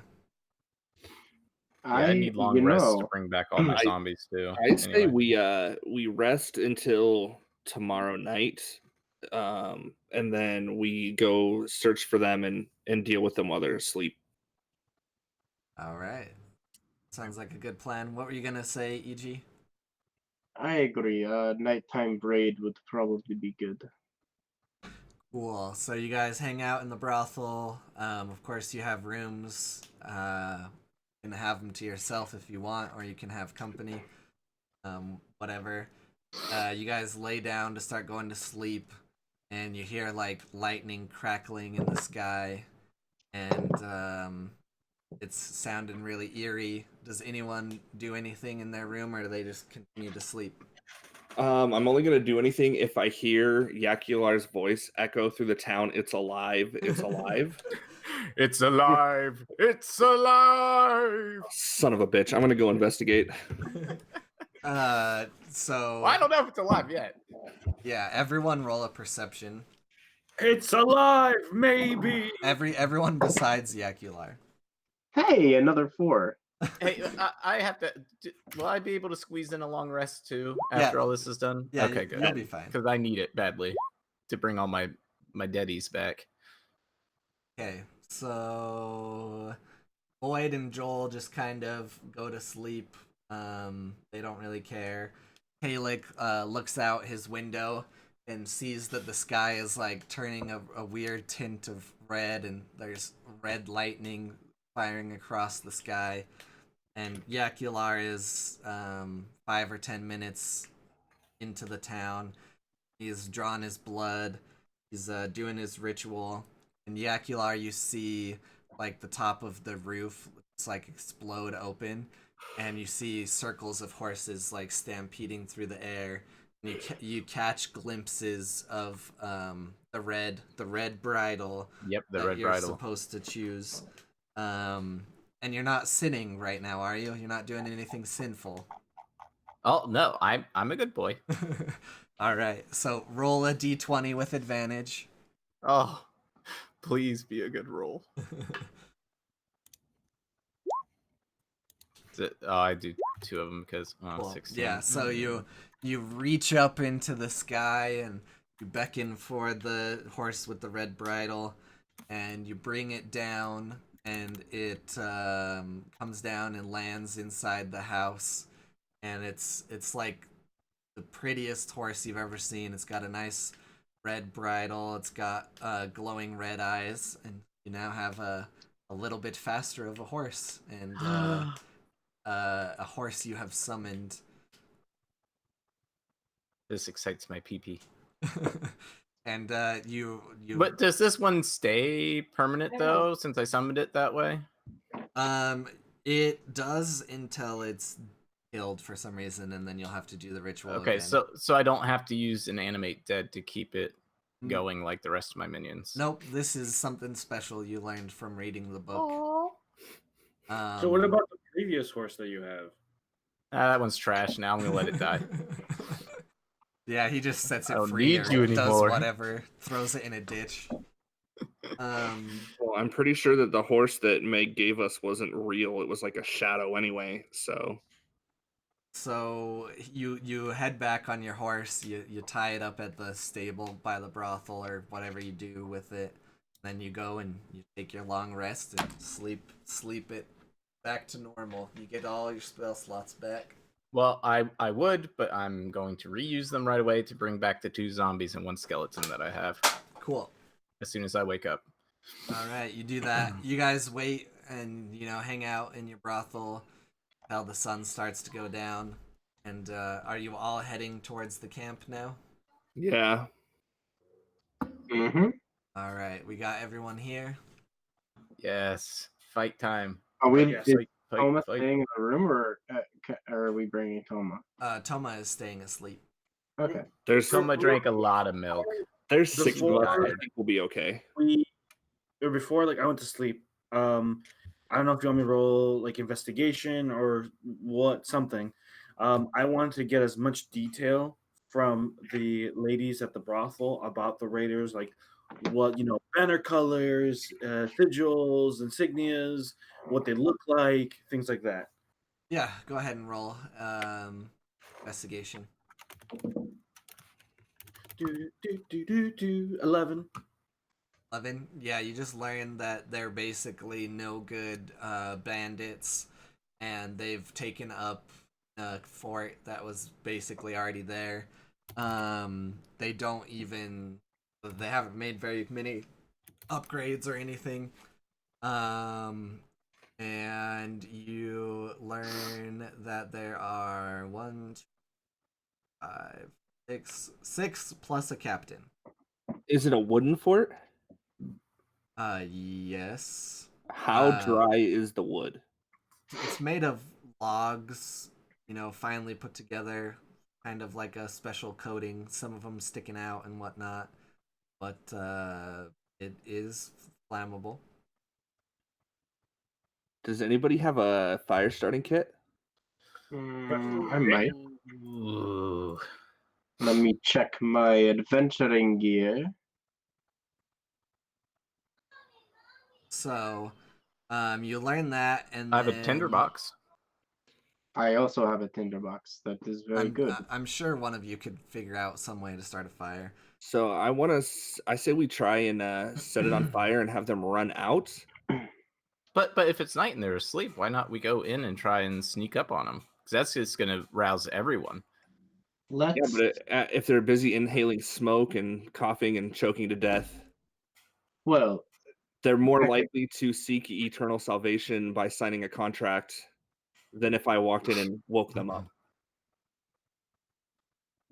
So, you roll up on the fort, and you guys can see the very front of it, correct? Yeah. Yes.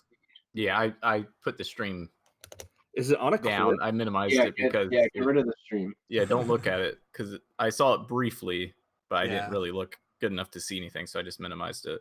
I think there's actually a way I can prevent from doing that, but I didn't do it that way. No, you're fine. You're But fine. Okay.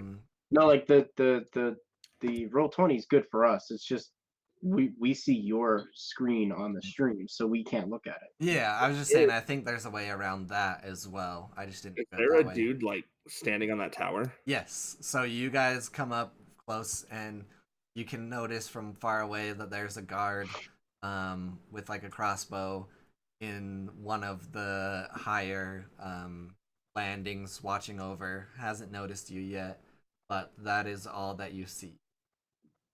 What is distance and accuracy of Calyx Eldritch Blast? Well, accuracy just depends on how I roll. Distance is Pinpoint and use it like a sniper bullet? um, Can we also ask how loud? but that's not what I picked. I How think loud is this blasting eldritch ability? Has blast in the name. I'm guessing it's loud. Yeah, I think you have to take spell sniper. I think that's like a legitimate thing. It's a legit thing that I can like use Eldritch Blast from far away. My range is 120 feet. How far away from us is he? 5, 10. You're probably 45, 50 feet out, kind of hiding behind houses and trees or whatever else you find, just looking at the guard. And there's no way to approach without him seeing us? I could try and cast Hold Person on him. I mean, that wouldn't silence him, though, would it? I can cast where is it? Let me find it again. I mean, hold the person kind of like stuns the target. Yeah, it so doesn't. They can't move their mouth. So I'll show you here on this map. So Yeah, where did they set up? This here. That's what I want, right? This here, where they are. Okay. So the front here is where there's a guard. You could probably go around back behind this house and come around to the side and sneak up to this guard. They haven't established the best setup. So what I can say, I'm pretty sneaky at this point. I do have a longbow. If all of you are possibly confident, we can possibly all attack this individual at once. Or let me see. I think Joel, you have something that can command people. I have. What is it? Command. Huh. Which I mean, I could tell him to, I don't know, walk. But I'm wondering, can we get close enough that we can get a good look at him? The fuck is that? It's the same. It's the alarm. Yeah, it The sounds Nazis! like The Nazis are coming. It sounds like an alarm system. It sounds like a They tornado did drill. this They're like probably 2 just weeks testing ago. it. They're doing it again. Yeah, they're Being probably aerated? testing him. Yeah. All right. I'm gonna mute my sound so you don't have to hear. Wait, where do you live to where that's an issue they need to be ready for? I live in Texas, so. Oh, the Mexicans are coming. Trailer park. God damn. I mean, hopefully it's just a test and not actual tornado sirens. So yeah, your question was, can you sneak up? Basically, as long as all of you don't roll really, really low, you could go around that house, come around to this side, and be underneath this tower and at the back of this guard, and probably get a jump on him. I mean, I could also cast prestidigitation, blah, blah, blah, and do something to distract him too. Will it be loud? Well, No, I could even do an odor. He's just gonna think that he farted, most likely. I mean, I know when I fart. I don't probably smell a fart and like, did I fart? Or is that from something else? I know when I fart. I mean, you might, but this guy might not be that intelligent. I You can can chill, warm. I don't know. I can also climb my way up to the top and subdue him up there, or attack him from up there. So I'm just thinking we take him out and then I can disguise myself and just walk into the camp. Ooh, I have that cloak of shadows or whatever it was. I can put it on and go up to him. Hold on. Caleb can also disguise himself. Yeah. Yeah, but Caleb gets a little weird when he disguises. I mean, that's I true. can disguise myself, and Meg has also given me the shadow cloak that will guarantee me stealth. The what? So Kalik gifted me Meg gifted me. I'm Kalik. I gave myself. I gifted myself like a family relative on Christmas. Meg gifted me the Cloak of Shadows, I believe it's called. I'll have to double check the name. But essentially, it grants me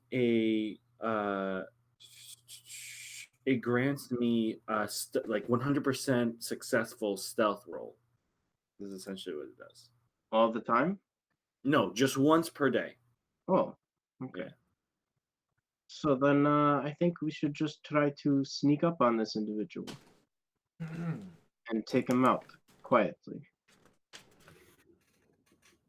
If you can be so successfully sneaky.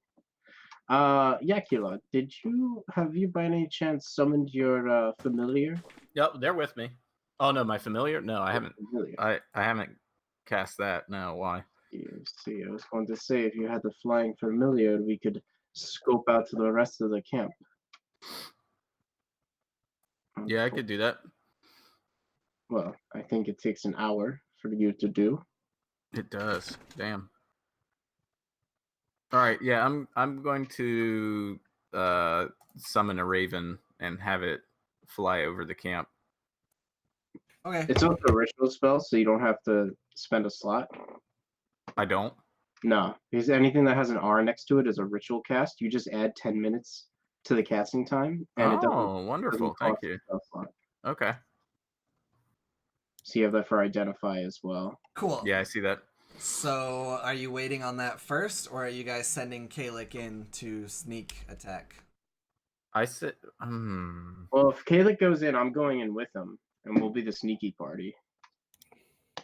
I mean, that's up to you guys if you want to do it at the same time. Well, But if you, I'd prefer to do that first so we can see what all else is out there. yeah. I just wanted to start fires. If you essentially try to do it at the same time, they would sneak up to him way before you finished conjuring your Right. raven. So it's one or the other, or one guys choose. before the other. I say we wait Why till don't an we, hour. hold on. Why don't we do this? Why don't I use the shredded cloak, sneak up to him? Void, you also sneak up to him. We kill him, and then I cast disguise self as him, so it looks like I'm scouting the area as the guy, and then you just hide. Because you get weird when you cast disguise self. Oh, hold on. All I'm doing is just looking like the person. I'm not going to talk to anyone. I'm not going to interact with anyone. What Look, if they talk to you?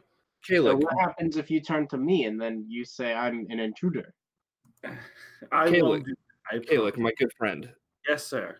we just got you out of your emo phase.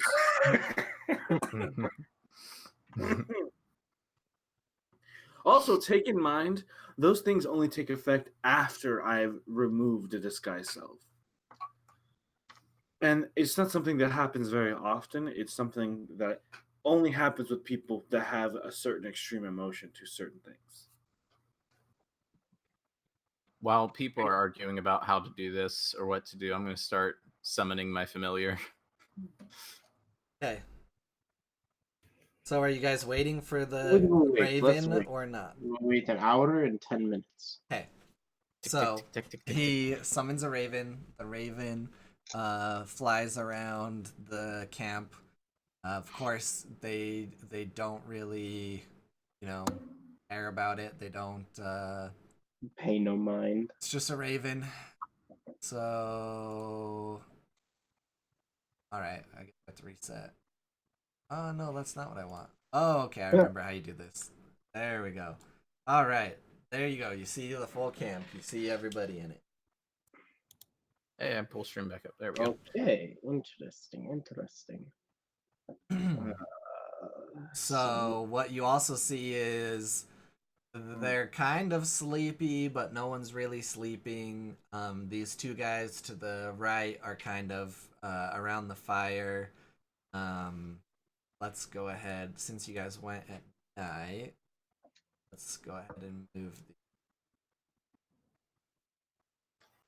these two guys are around the fire. This guy is over here, just kind of looking through supplies. This guy is probably the most sleepy, asleep, rested up against the box over here. The captain's in the middle, pretty alert and awake. This guy's over here pissing in a corner. And then this guy, of course, is watching over. Quick question. So the right lower right and bottom parts shows like it's on a cliff. Is that true to what we see, or is that just the map? No, that's whatever. It's just the back of the area. It doesn't have a wall, but it's not. It's So like it's not a cliff. Yeah, it's not a cliff. Oh, okay. It's basically here. It's just open. So back. more grasslands. Yeah. Okay. Yeah. I was just trying. Okay. So, like I was saying, you guys could sneak around the back. They have not set this up very well. All right. Okay. Well, So this would be interesting. This would be very interesting. Kalik, would you like to sneak around back with me? yes, I was just thinking the And same thing. Why We'll don't cause we? commotion in towards the back of the camp, and possibly Joel and Yakular will enter the front with their summons, with the zombies. If we can start attacking behind the camp while they attack the one guard up top and make their way into the front, I will make my way to the captain, pull him in. Also, here's an idea too. If it becomes too much, where they're all moving towards us, and I need to move out, I can misty step to get away from danger and get closer to Yakular and Joel. So there is also that. I really like this sneaking around idea, causing as much damage as quickly as possible, and then letting Joel and Yakular attack front. I think this is a very good idea. Yes. So in this time, I'm going to put away my shield and equip my other rapier as well. So now my AC drops, but I have an extra attack. Cool. So is everyone good with that plan? Attack from the front and the back? Yeah, but I want the captain alive. Okay. Okay, we will try and subdue him alive. Just remember. Also, here's another idea too. I have Shatter, which I can cast. So I believe once you misty step away, maybe you can use the shatter. the only problem is that you'll be in that range if you're getting the brunt of all the enemies. You can position it away from me. I trust you. So I think what Kalik is saying is to cause everyone to come to your direction. He could probably put a shatter like over the fire. Right. I don't believe everyone will gather like that. I think that would be like a mid-fight situation. Right. I understand. Yes. Cool. So I need the people going to the back to roll stealth.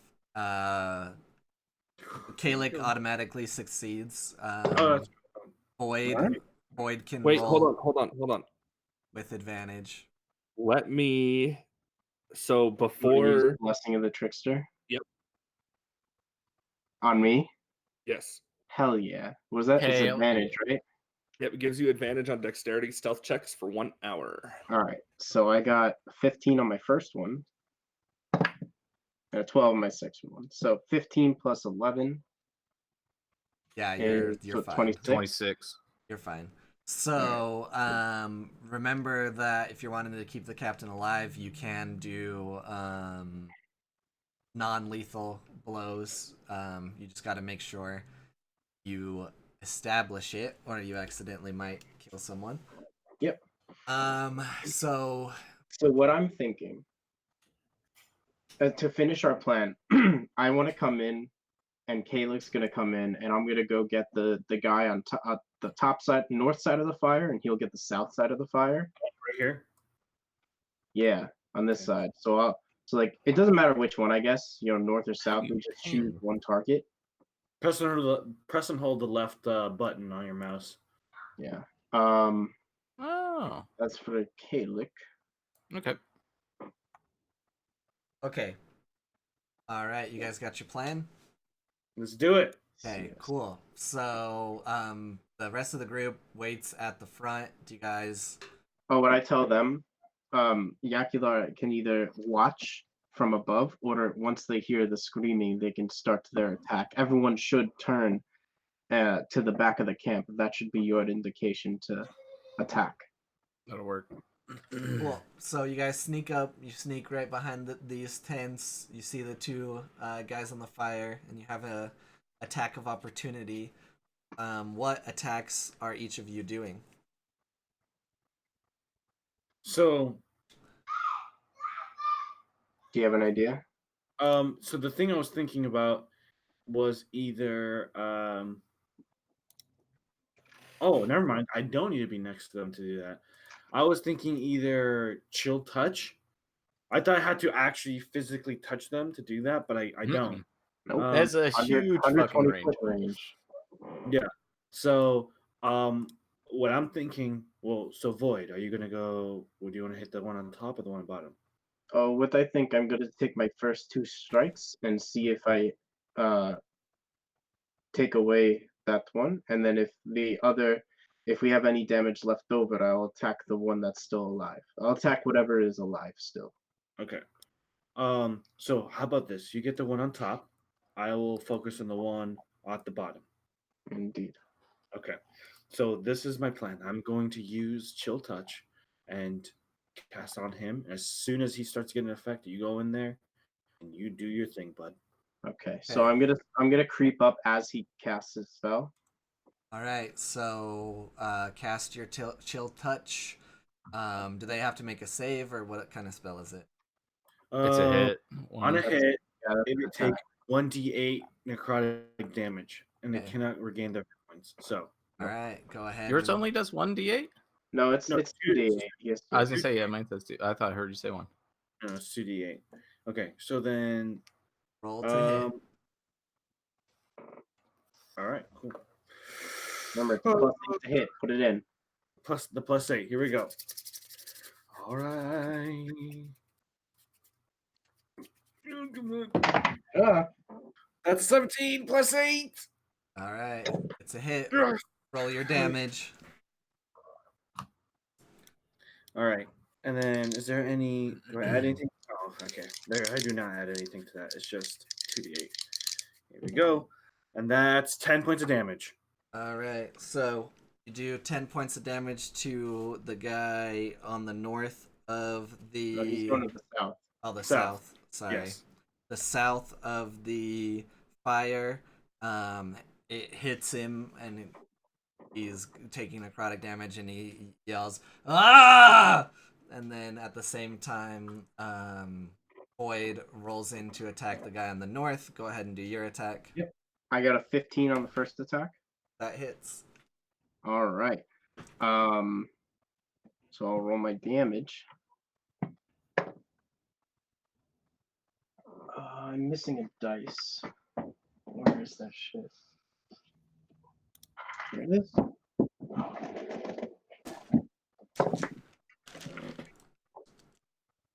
right. And so that's going to be a 7 plus 5 is 12. Yep. Yeah, 12 plus 3 for sneak attack. So 15 piercing to start. And I'm going to do a trip attack.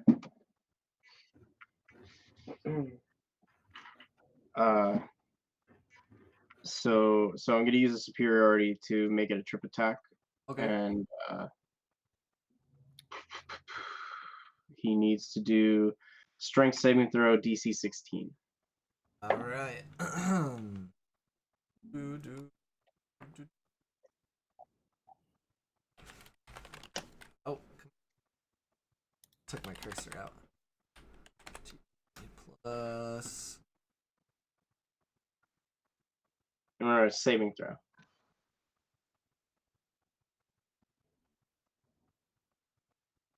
Okay. 17. All right, he succeeds. But he takes just for the first attack, he takes 21 points of piercing damage. Okay. Does he die or is he still up? He's still up. All right, so I'm going to take my second attack, which is going to be a 12 plus 8, so 20.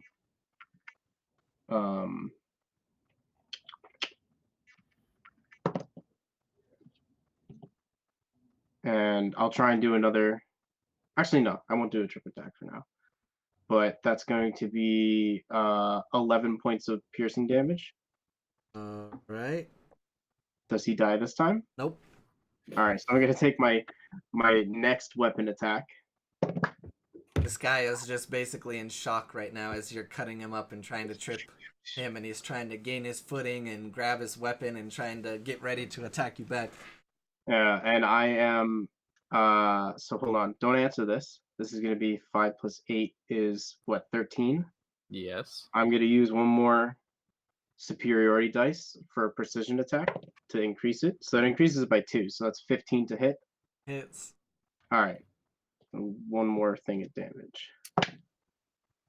That's going to be 8 points of piercing damage.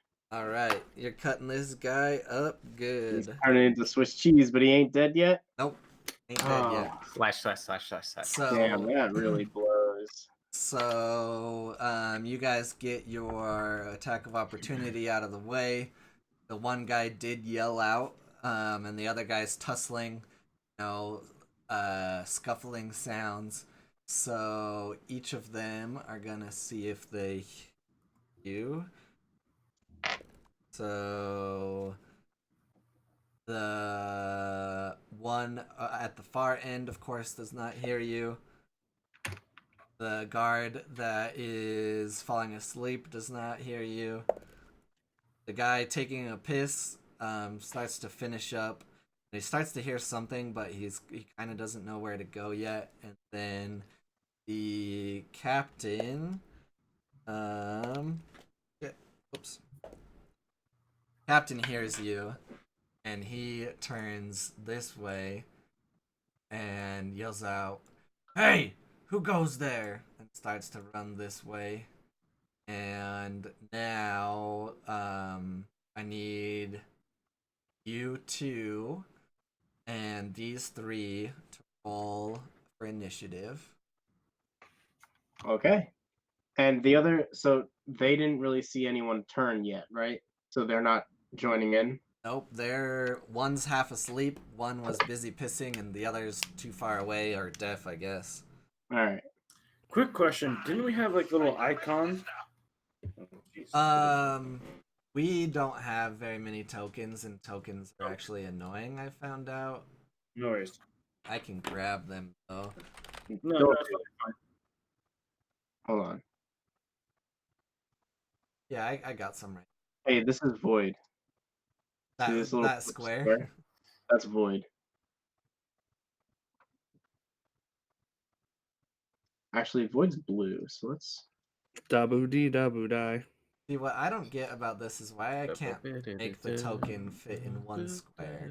Maybe I just don't know the setting, but anyways, this Well, it's because the background for Roll20 has their own squares, yeah.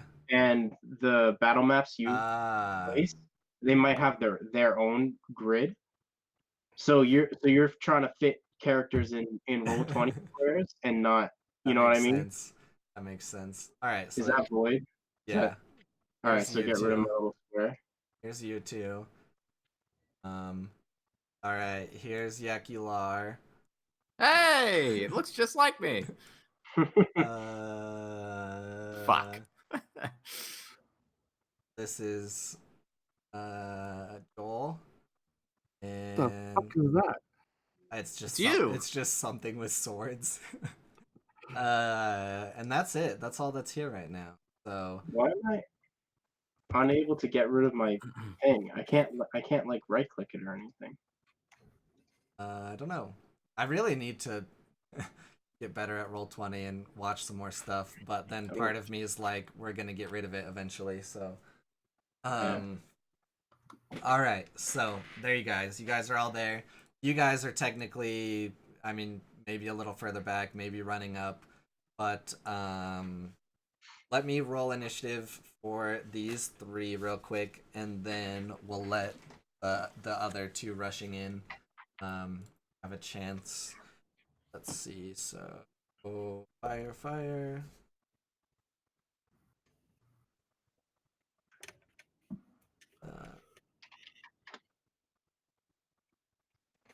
Wait, so we are rolling initiative? You and Void are, yes. Ooh. All right. Alrighty. And now, Yakular and Joel, you guys can start coming in. And how do you do it? Well, my minions probably can't get the guy up top, so I feel like they should rush the guy that's half sleeping on the crate. Okay. So I'm going to attack him and have them attack him as well. Okay, so you guys run in to attack that sleeping guy. What are you doing, Joel? I am going to head towards the guy at the top. All right. Go ahead and roll a stealth check.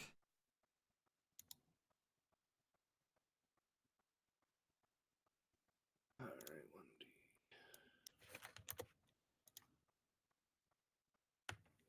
1D. That's a natural 5. All right.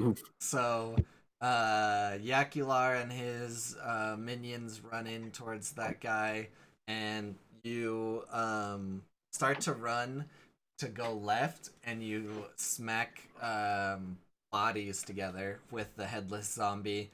No! You fall back a little bit, and it's gonna see if he heard that.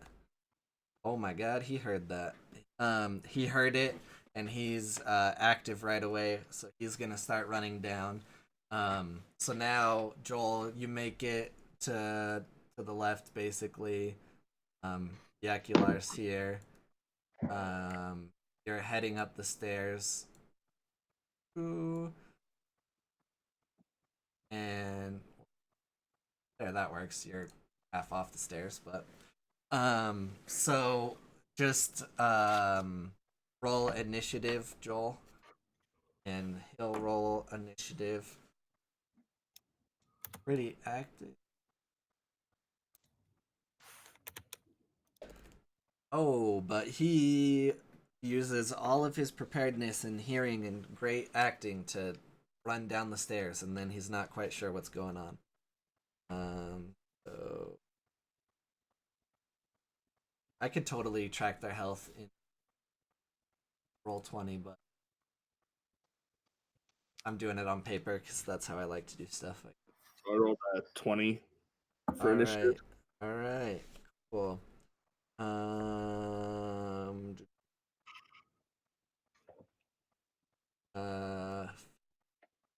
Oh yeah, there's this guy up here. I almost. He's just rifling through shit. He's just like, oh, there's nothing going on. Yeah, he rolled a terrible. What's in this box? He rolled a terrible perception. So, this guy peeing is like starting to turn around, but he's still kind of confused. Go ahead and roll an attack of opportunity on the sleeping guy, Yakular, with your zombies. Do they attack with you, or do they have to roll their own initiative? I don't know if they have independent initiative. I think it's just a bonus action. Yeah, they're just a bonus action for me. Okay, cool. Go ahead. So what do I roll here? You can just attack him. He's basically still asleep somehow. Oh, okay. Well, let me go back to that. Well, I'm going to use chill touch on him which is a +8. Well, go ahead and roll for it.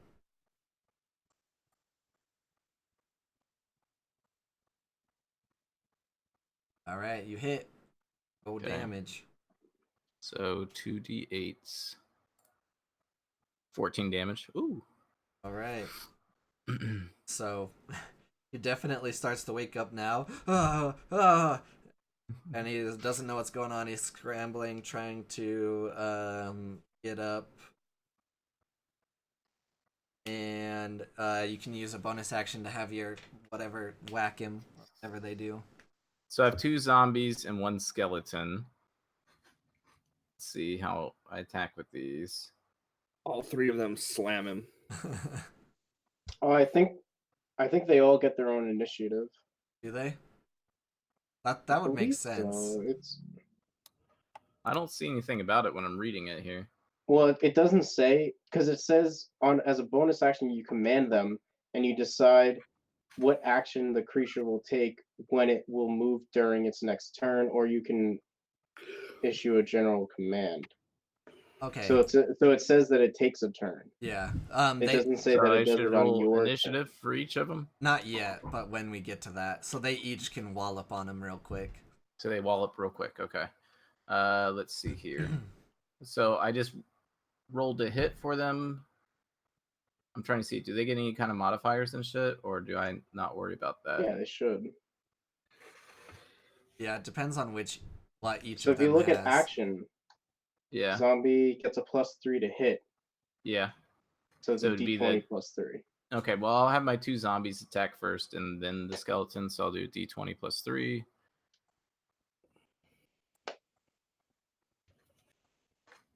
Ooh.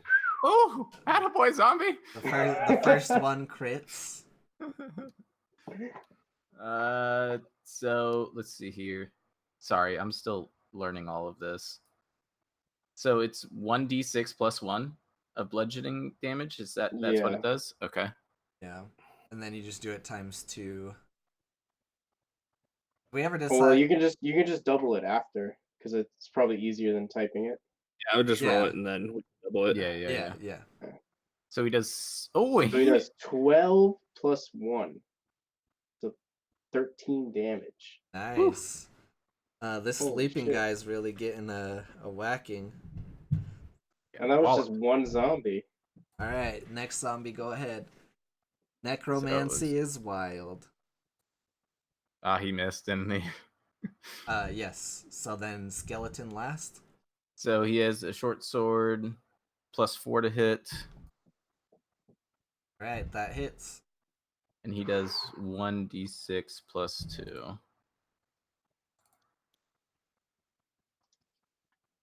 All right. And that's piercing damage. All right, so your attack of opportunity is over. So now, Yakular and Joel both roll initiative. And I then... thought we already rolled initiative. No, you guys. Did you roll it, Joel? You guys were. He did. I did not. Okay, Yakular needs to. What did you get, Joel? 20. Awesome. Yeah, Yakular. Do you want me to roll these d20s independently, or just roll 4 and say that the first one's me, then the 2 zombies, and the skeletons last? Yeah, that's fine. Okay. Holy fuck. So, what's your dexterity? Oh shit, my bad. Yeah, I didn't even think about that. Well, my initiative's +3, so it's 7. So 7 for you, 1 for zombie. Well, they have bonuses as well if you want to add those. Yeah, but he crit fake. What is a zombie initiative? I don't know if it lists that. That's why I was saying I don't know if they It's have just initiative. dexterity.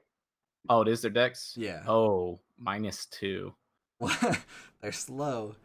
All right. So his is 7. All right, and then the skeleton. Skeleton's +2, so his is 18. All right, great. Then the stairs guy. Oh God. All right, why is this guy still a blubbering mess? Isn't he supposed to be fighting? He is still not really doing so well. The sleeping guy, also not doing well. Awesome. Peeing guy, he's noticed now. Oh my god. He zips up his own dick in his zipper, and he's screaming for a second. He's effectively out of combat. That poor guy. Oh my god. Fuck this dice. Why did I decide to roll real dice for a second? Okay, so we'll just go as an overall. The captain is actually first, and he's on his shit, and he runs over to Kalik. Gonna Oh shit. be in front of you and attack you, and I'll roll this one in here so you guys can see. So, he rolls a 10. I assume that doesn't hit. Yeah, I'm just gonna say that. Kaylee. Hey, sirens. You're being attacked. Yeah. Yeah. No, doesn't hit. All right, so he has. You're being sarcastic. I was like, yeah, it doesn't hit. So he has a scimitar, and he goes to whack you once and misses. Okay. The second one, Whoa. the second one crits. So That's what I get. No. he's gonna hit you with his scimitar. Okay. What is he, roll coma? 6. Which, oh my god, which is gonna do 2 damage plus 3, so 5. Okay. So he does 5 damage. Then he's gonna pull out his dagger and try to stab you with the dagger. And it's a 24 versus AC. Yeah, that hits. All right, so he's gonna do the same. Or wait, what's the dagger? That's a little less. Dagger's like 5, isn't it? It's a D4. God, That's he does 4 damage with his dagger. okay. So total 9. And then it is Joel's turn. Wow, this captain is full of shit. I am going to hit this guy with a inflict wounds. The stairs guy, right? Yep. Oh, you guys are making out now. All right. I'm gonna roll 20 squares. So roll to hit. 22. All right, that hits. And then we roll 5d10. 6, 4, 5. D10. Modifier. 18 damage. All right. 18 damage. This guy is that hurts. He is fine. All right, so next is one of the guys by the fire. This one is gonna attack Void.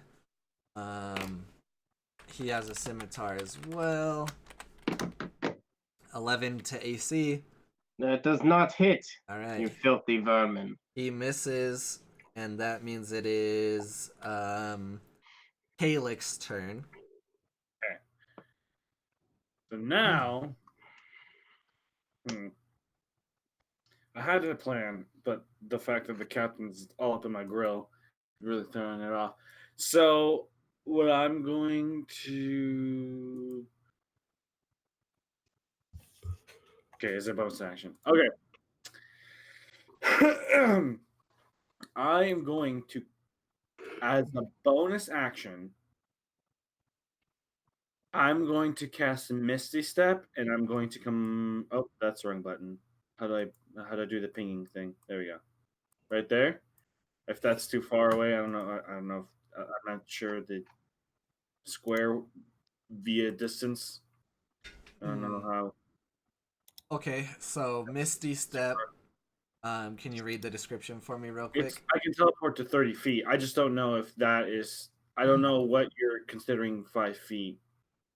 Is it? You're fine to teleport there. I'm just Okay. wondering if they get an attack of opportunity, but I would Oh. assume Um. if you're teleporting. Right. Yeah, any kind of teleportation doesn't. But is Misty Step a straight up teleportation, or is it a different Yeah. description? No, it's just briefly surrounded by silvery mist. You teleport up to 30 feet to an Okay. unoccupied space that you Cool. can see. All right. Yep. Is that an action or a bonus action? It's a bonus action. All right. Nice. In my action, I am going to cast Eldritch Blast. All right. Eldritch Blast. Who are you So- casting it on? So I'm going to, because I know that the captain, Joel, wants to keep alive. So I'm going to cast it. I'm actually going to cast both of them at the guy who's attacking, because I think Void will be. He did quite a bit of damage on the other guy. So Oh, this guy? God damn it! I can't ping as easily. the Yeah. one in the bottom, the one to the bottom of the fire Sink. pit. Cool. Yeah. All right. Okay. So I forgot how to Eldritch Blast. Okay. Oh right, I got to roll d20. Okay. Here we go. You forgot how to Eldritch Blast. It's your main move. The only thing you do as a warlock, and you forgot. God. All right. 14 plus 8. I'm assuming that hits. Yes. And then a 17 plus 8. I'm assuming that hits. So they both hit. Yes. All right. And that's a d10 plus 5. Where's my d10s? All right. I'm just gonna roll both of them. Okay. Well, that's a 10. Ooh. And that one's an 8. So 15 to one and 13 to the other. Cool. So No, sorry. No, I'm hitting both of them. I'm hitting both attacks on that. So 15 plus the 13. yeah. 28 to one person. Yes. Yes. Yes. All right. Next step. Turn around. Boom. All right. It smacks him in the back twice. I'm gonna say with that much power, he has to roll a check. Oh, he does not fall over. He's fine. And then he is very pissed. These Turns superhero around towards poses. you. All right. Next is Skeleton's turn. Actually. Yay, skeleton. Spooky skeletons. They kill all the. Well, he's gonna attack the same guy again. So it was the Was it this guy? yeah. So I do the dex as the hit. What was it? Extra to the hit? No, +4 to hit. It says down there +4 to hit. Okay, got it.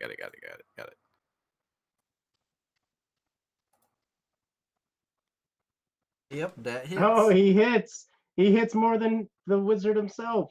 You never hit anything. Says 1d6 +2, 3 damage, All right. piercing. Ready. Right. He's kind of scared. He's getting attacked by a skeleton. Attack by minions. And next is actually it might be Void. God, these guys. Oh no. The guy that's attacking Void goes and tries to attack Void. Ba-doop-ba-doop-ba-doo.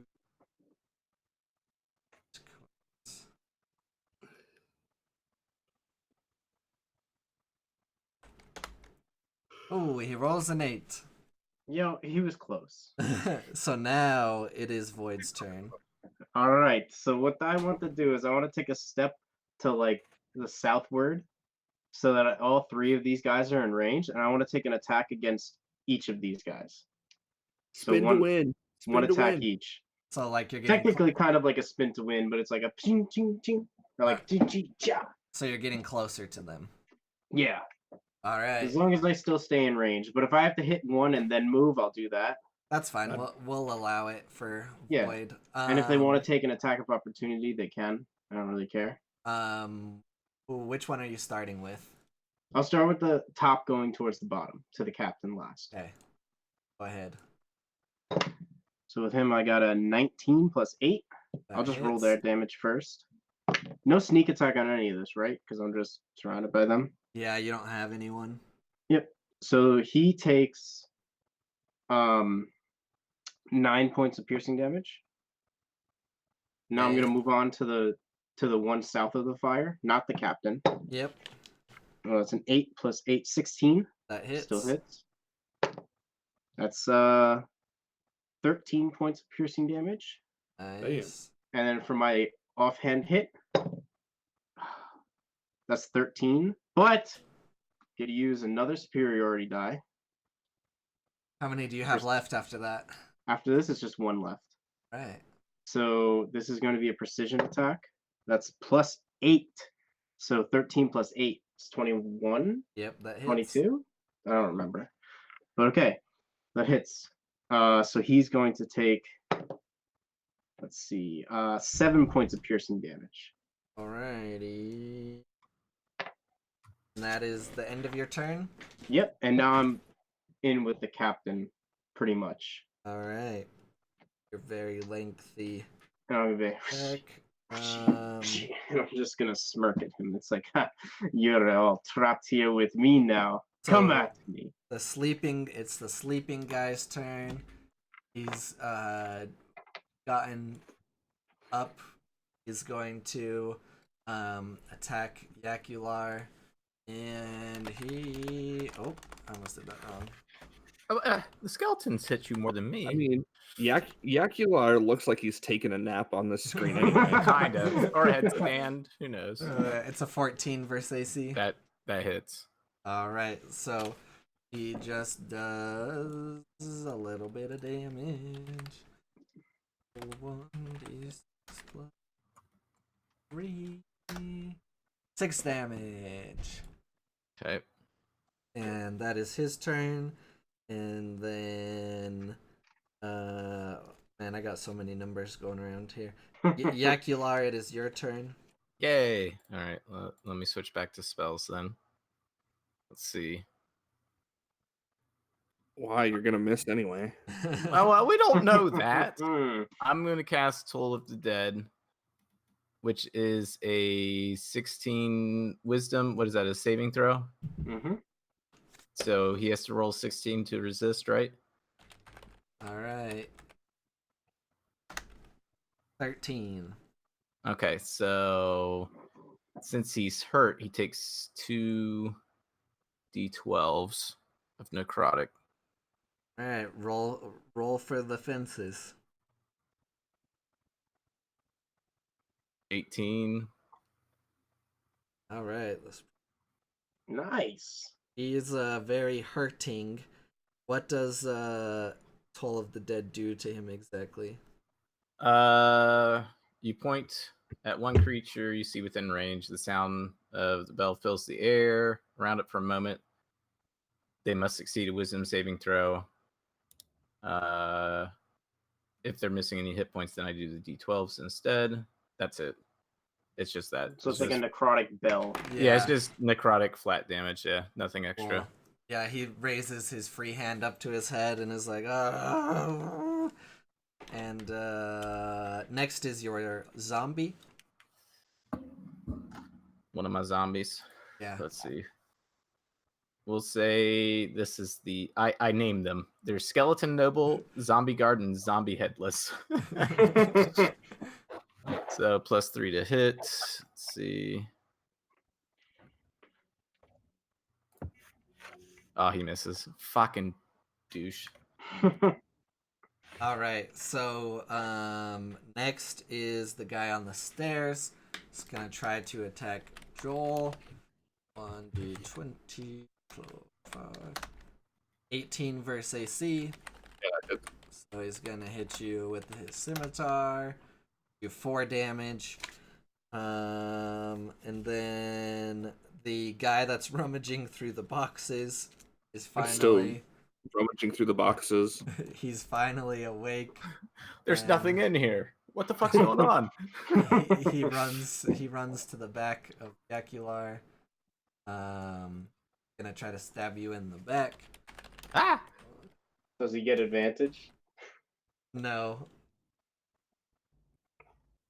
He's too stupid, is what I say. You're too nice. He gets a 19 anyways. Yeah, it's a So, hit, of course. 1d6 plus 3, 5 damage. Six. The guy peeing is next. He runs over side. Go. Gonna try to stab you too. Oh, 11 d20. That'd be nice. Holy shit! He rolls. That might kill me. Hey, you like my new axe? It's a D20 damage instead. And 11 of them. He does 9 damage to you with the Fuck. scimitar. So last and very Starting least to hurt. is what your last zombie, but he got lost. He fell. No! He got negative initiative, so he spends his turn orienting and getting back with you and Finding the standing head that up. Get the rolled off fuck his up, you shoulders. dead piece of shit! So the captain actually rolled the best out of all of you, so it is his turn. He's going to attack Void a bunch again. One scimitar attack misses. Glided right off my offhand rapier. Second one hits. Ooh. Hellish Rebuke. All right. But I'll do it after you're done doing your damage and stuff. Does it just have the damage? Is that what that does? No, Hellish Rebuke, I deal Oh, yeah. fire damage back to him. So Yeah. I'm just going to wait till after you're done, let you do that stuff. Yep, 4 damage. 4 damage! All right. That's a lot of damage. He has one more attack. So are you doing it between his attacks or at the end of his turn? Well, it doesn't matter because I'm not going to kill him with this attack. Yeah. It just deals damage. I'm just letting you get your stuff out of the way so we don't confuse numbers. Sounds good. And he's gonna try to dagger you. Still plus 5 to hit, of course. But it's a D4 20. So he hits. Yeah, that hits. 5 damage. Alright. I want to shout, an underwhelming captain you are, as fire billows from under my chest and it just shoots back at him. And he needs to make a dexterity 12 saving throw. Okay.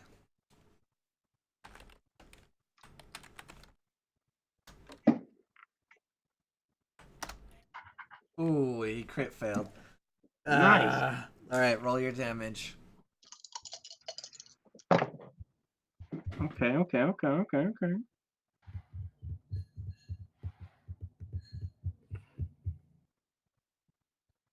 20 points of fire damage. Alright, so one second.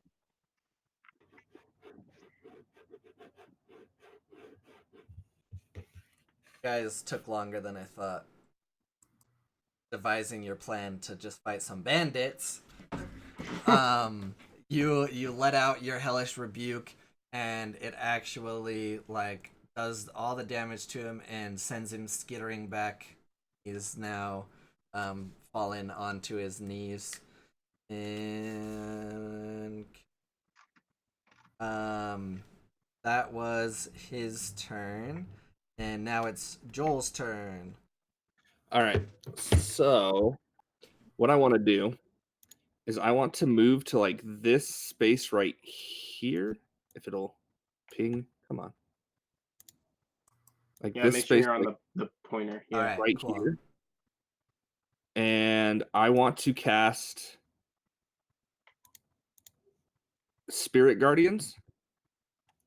So everybody in range of that would need to make, well, everybody but Yakular. So these two guys would need to make a wisdom saving throw of 16. Why can't I get a little bit? What about my minions? Do they? Well, he gets to choose. Yeah, Oh, okay. so Okay, so they're safe as well. Okay. Alright, so what's the range? it is a 15-foot bubble around me. Oh, there's 1, Oh yeah, all three of these guys. Yeah, we'll see. So wisdom saving throw. Yep. So they got to make a 16 or higher. All right. So first one on the stairs succeeds. Rolls an 18. The one right behind you fails. One to your side fails. All right. So they will take. So on a failed save, the creature takes 3d8 necrotic damage. On a successful save, they take half damage. All right. It also reduces their speed. Oh, great. Go ahead. Roll your damage. I'll roll 3d8. It happens at the start of their turn. The damage or the speed? Both. Okay. Hold on, let me double check that. Unaffected.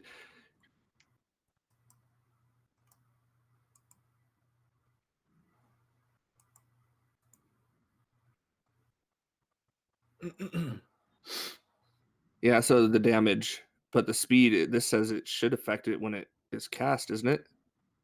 It'll Yeah, so it's just well, they can't move until it's their turn. So it's just they're affected whenever it's their turn. And if people move into your space, then they also have to make a save and they're affected. Well, but the space moves with you, so it's kind of like a mobile like little defense force of things floating around you. it's pretty dope. Roll your damage so I know for their turn. It's 3d8. Right. 14. This.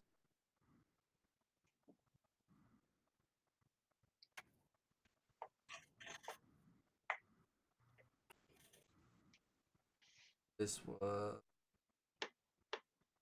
guy.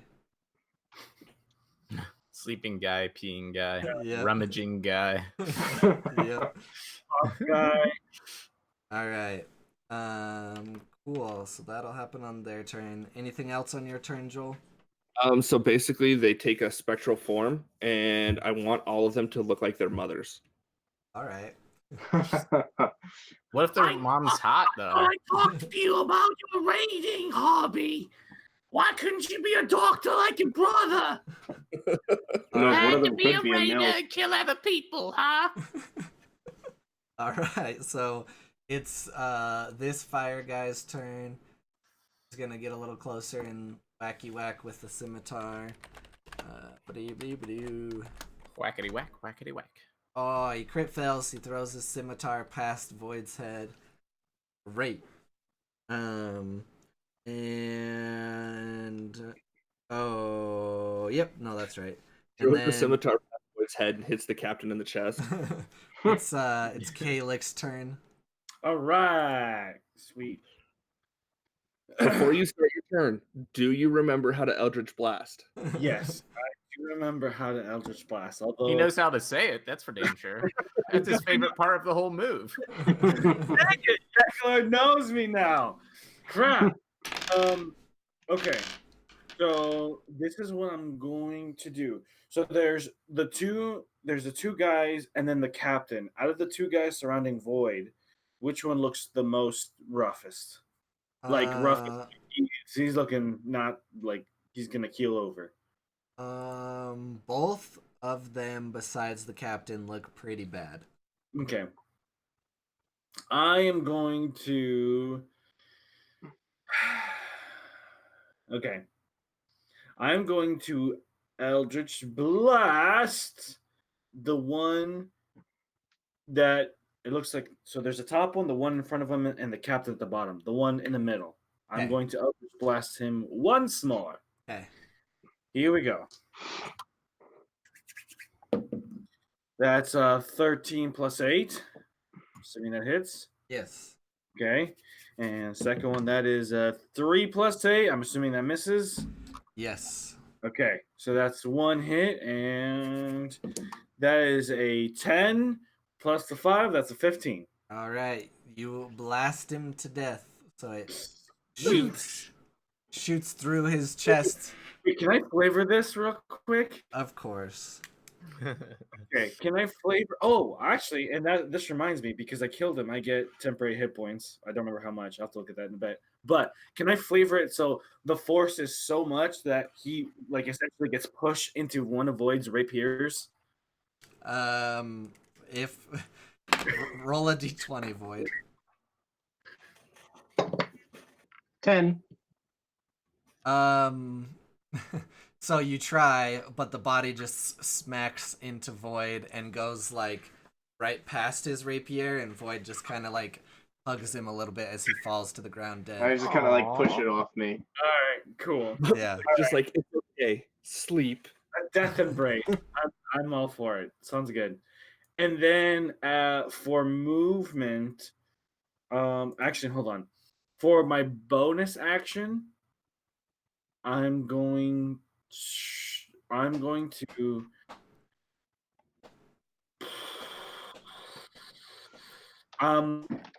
never mind. I'm not gonna cast a bonus action. I'm just gonna move right there, just like 5 feet over. Cool. All right. And now it is Skeleton's turn. Yay. Well, he's going to keep attacking the same sleepy guy who we've been attacking. So he's going to attack him again. All right. Ahead. Oh, fuck, he missed. You let me down, Skeleton. All You right. let me down. Skeleton misses. It is now Sleeping Guy's turn. Gonna try to attack one of the zombies that's hovering over. All right, is it, let's see. Headless zombie or guard zombie? Ooh, do you remember which one rolled the worst initiative? The worst initiative, I think, was headless zombie. All right. So, Oddly enough. Still trying to put on his head. So it's the guard. He's gonna attack the guard. Okay. The headless one was a little further back, hasn't really oriented quite yet. 12 versus AC. Oh yeah, easily. Like an AC of 8. It is 8. All right, does 7 damage to guard zombie. My babies, no. Okay. All right, so that was sleeping guy. So now actually goes Void. You didn't get a go this time, did you? I'm like, no, not yet. I'm like after the I thi- skeleton or someone. I think you were supposed to be right before sleeping guy. I have so many numbers here. It's your turn. All right. I'm going to take 2 strikes at the captain. I'm not going to worry about the guy behind me. Okay. That's going to be a 16 plus 8 It hits. and an 11 plus 8. Hits. All right. Nice. First one's going to be 9 points of piercing damage. And the second one's going to be 11 points of piercing damage. And I'm going to use my last superiority die. And I'm going to do a trip attack. So, Strength save. yeah, but add 5 points of damage to that. And then give me the strength save.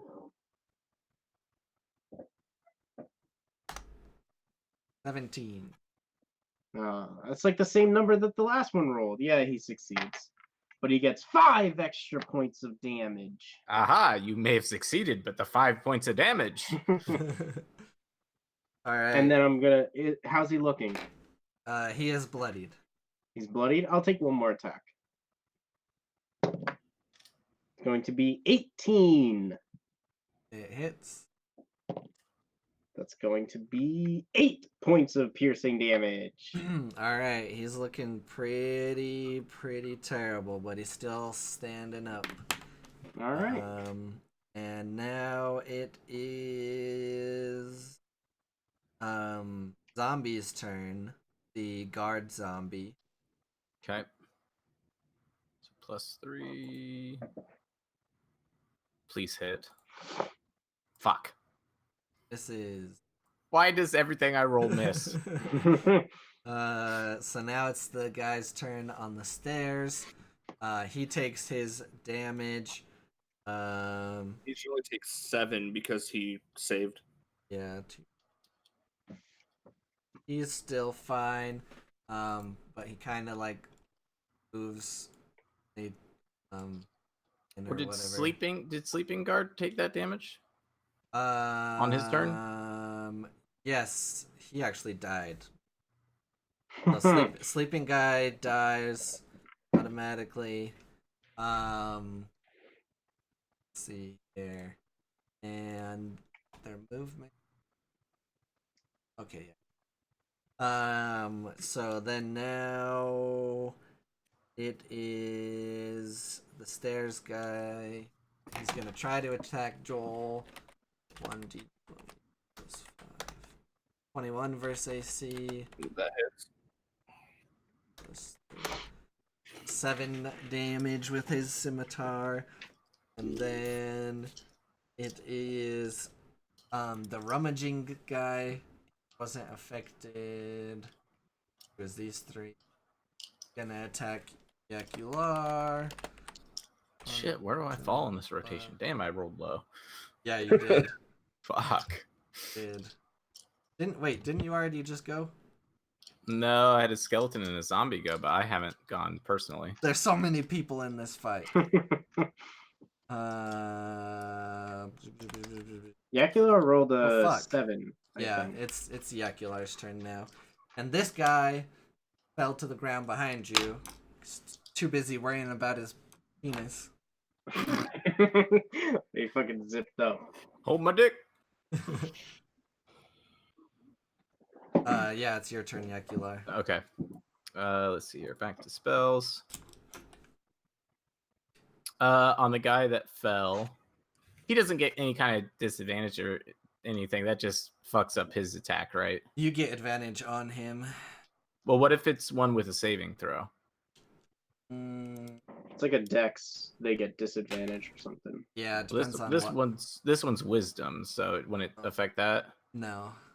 Okay, but I do. Laying down doesn't affect how wise he is. well, kind of. I mean, but I do get advantage. You said. Yeah. Or no? Yeah. Okay, I'm gonna cast a level 2 chromatic orb with fire damage on him then. All right, go ahead.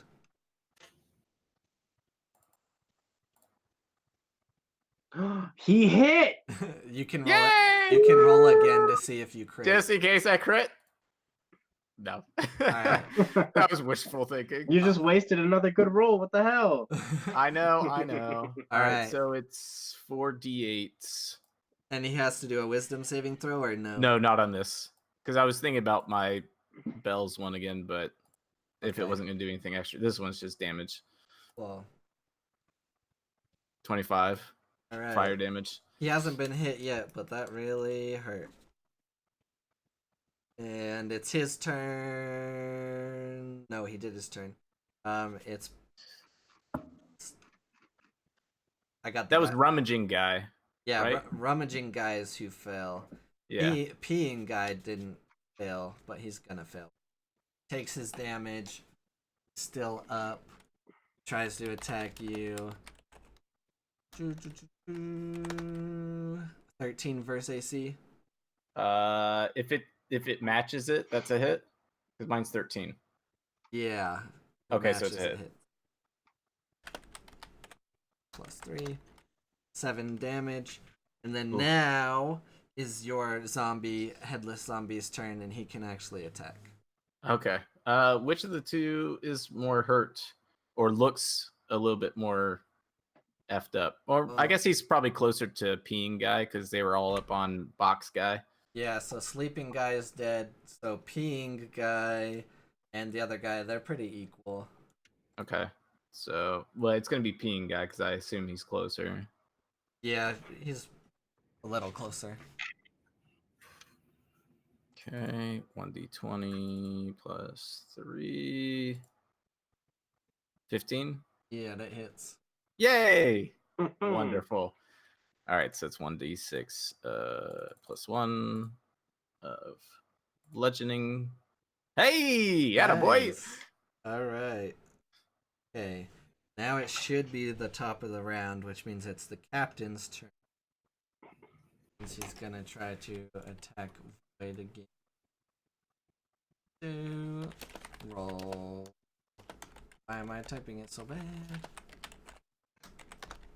First attack is 15 versus AC. Does not hit, you little shit. Second attack is 7. Does not hit again. And his dagger is 16. Still does not hit. Alright, he whiffs all of his attacks. Every single one. And it is now Joel's turn. Come on, Cole. Give me a captain that's plus 10. All right, what do we got here? Let me check something real quick. So everybody's health looks pretty good. Well, Yakular's in the red. I'm below half now. I'm taking some fucking hits. I mean, this you round. have even less health. I'm good. Don't worry about me. Yeah, my I'm base gonna- health is really fucking high. I'm going to reach out and cast Cure Wounds on Yakular. So 2d8 plus 5. Nani?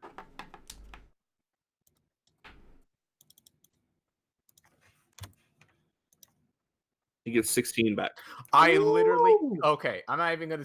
I'm gonna stop clicking. I literally clicked through it to I was like, I'm gonna average the idea of 2 8s plus 5. I stopped on 16, and that's what it fucking was. There's no way. Okay. Anyway, thank you, sir. Alright. So. I look over and give him a nod and then go back to fighting. So the last fire guy still alive. It's his turn. He's gonna whack Void here. 9. He misses Give his him attack. advantage. He's flanking me. All right, you are facing the captain this time. He rolls a He 10. still misses. So fire guy should be Kalik next. All right, let's do this. The Anybody want to guess? Man, I wonder if it starts with an E. And enter the blast. Okay. So I'm going to see my shatter idea kind of really thrown off here. The guy to the south of how did I forget his name? Void. No. Yakular. Yakula, there we go. Blue prefers blue lady person. To the guy to the guy underneath Yakular, how's he looking? He is not quite bloodied yet. Okay, and the guy north of Void, how's he looking? Him and the captain are both pretty bad. Okay. Okay, I don't have anything that's gonna not Just do what you got to do. Yeah, I don't want to kill the captain is essentially, but you can use anything as non-lethal, so you can Eldritch Blast non-lethal. Oh, I can. Okay. Well, okay. This is what I'm going to do then. I'm going to I'm gonna Eldritch Blast. That's what Eldritch Blast. Surprise! Surprise! All right. First one is 11 plus 8, so that's 19. Assuming that hits. Yes. And then the other one is that's a 16 plus 8. I'm assuming that also hits. Yep. So I'm going to I'm gonna Eldritch Blast. I'm gonna hit once to see what happens. The guy north of Void.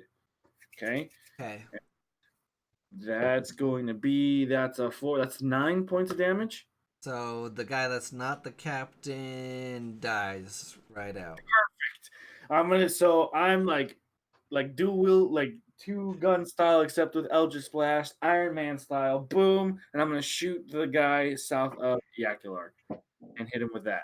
And that's going to be 10 points of damage. Cool. All right. That is your turn, Mr. Wild Wild West. Mm-hmm. It is. Wild West. Oh wait, hold on. And then I'm going to just move right over here, right in front of these, like whatever the heck this is, just like right there. Yeah, just so I can put some distance. Yeah, that's fine. I know it's a little iffy. Cool. So it is Skeleton's turn. Yay! I'm gonna have him move up on peeing guy and attack.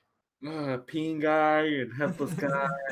All Hey, right. this is how you remember everybody, man. It works. All right, go ahead. Atta boy. That hits. So 6 plus 2. 8 damage. That'll Man, hit these you. boys hitting hard. Well, for what they can do. All right, so now Got a little militia around you, I love it.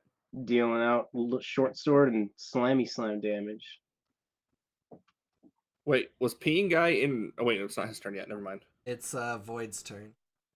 Okay, so I, as Void, I'm gonna look at the captain.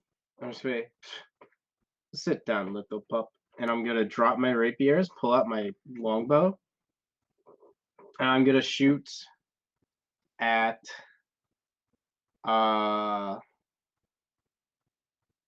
this guy and this guy with my 2 attacks. All right. So I'm gonna start with this guy. Actually, I'll start with this guy. So start King guy. start with an intimidation with advantage. Okay.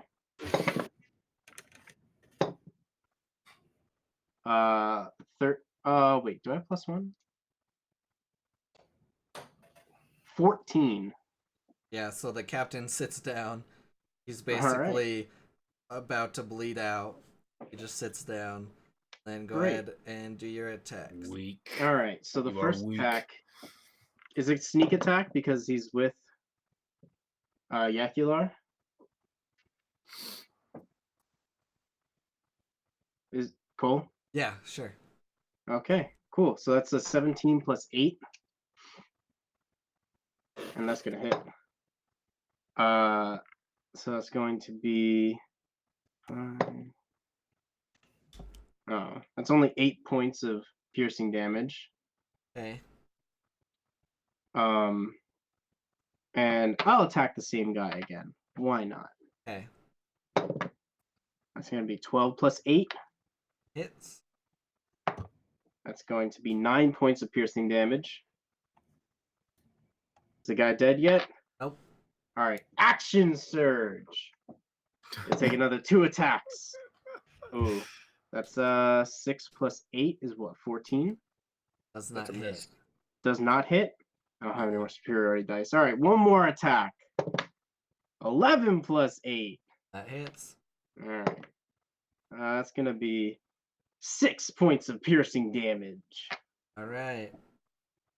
Still standing. Oh, I suck. I'm bad at D&D. Dang it!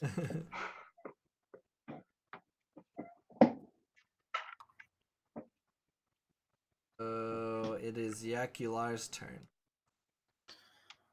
So peeing guy's pretty weak at this point, right? He is bloodied. Which All one's right. peeing guy? This guy? peeing guy's to my left.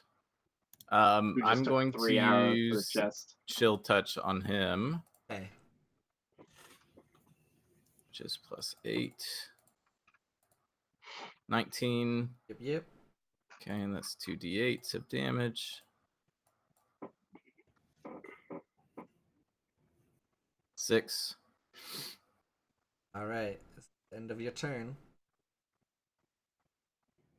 Yep. All right. Zombie guard. Turn. Zombie guard will also attack peeing guy. That's the plus 3 to hit.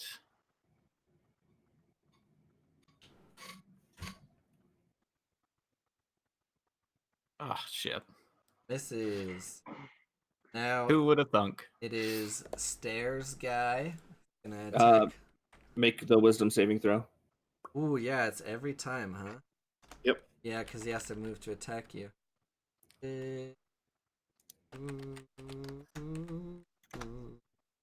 He fails. So you get to re-roll damage.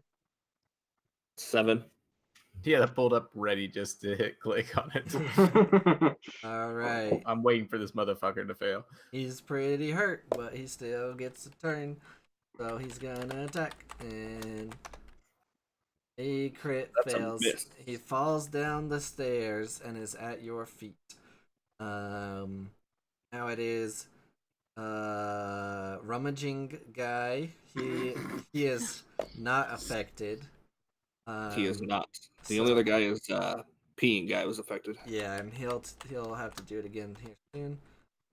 And so, oopsie. He attacks Yakular, 23. Oh fuck.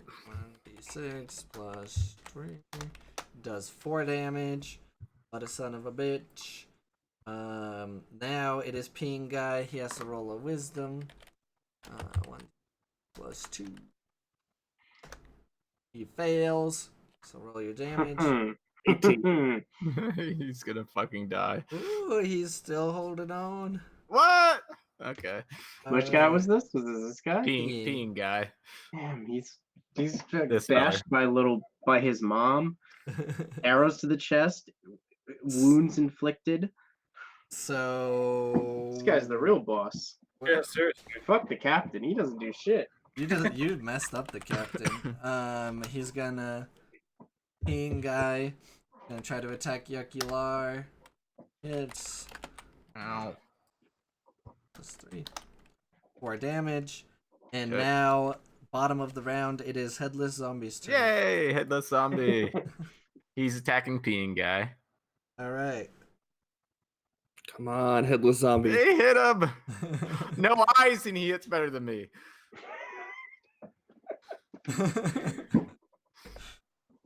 Okay, Come on, headless 1d6. zombie. Kill. Oh my god. 6. Does it kill him? Yeah, he has 6 health left. All right, let me add a little flair to it. He like grabs around his neck and smashes down to where his head pops off, and he like holds the head and moves the pumpkin off and puts that guy's head in its place. So now your Headless Zombie has someone else's head on it. I'm gonna rename him instead of Headless Zombie, someone else's head zombie. All right. That Save that means pumpkin for the next reanimated corpse. that means it is the captain's turn, and he's gonna try to run away. Gets down there basically, and then it's Joel's turn. Let me look at this here.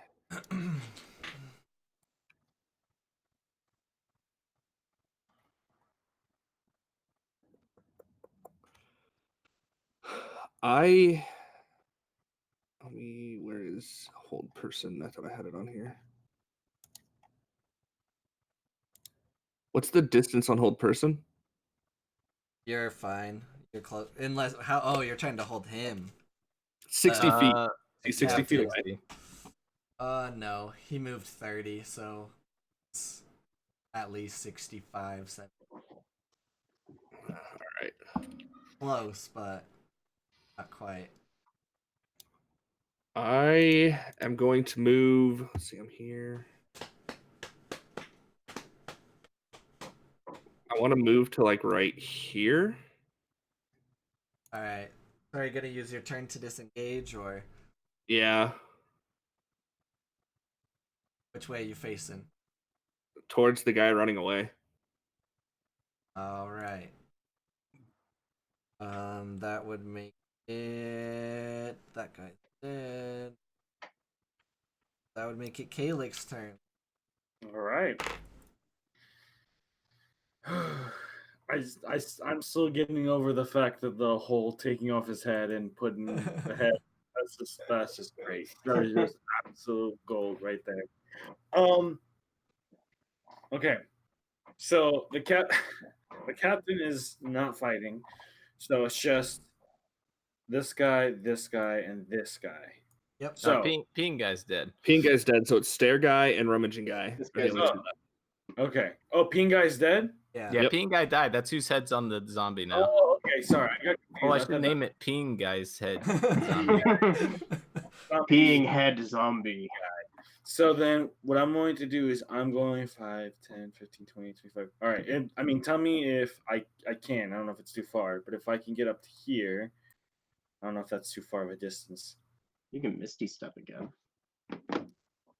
Are you just trying to move? I want to move and essentially. Cool. Yeah, you can move up here. Okay, cool. So then I'm going to Oh wait, no, that's my full movement. Never mind. So I can't do the thing that I wanted to do. So I will do every warlock's favorite spell, Eldritch Blast. On stairs, guy. On Yes, on stairs guy. My goal. So is there a wooden beam sticking up, like just like in the picture? Yes, and stairs My- guy is dead. So just decide how you want to kill him. He's dead. He's like straight up dead. Well, Like, you're gonna kill him unless you completely miss. All right. Well, then- you never know. Yeah. Well, that's an 11 plus 8, so that's a 19. So I'm Yeah. assuming that hit. He's dead. So, boom, 7. All right. I want to flavor it, so I do one shot, right?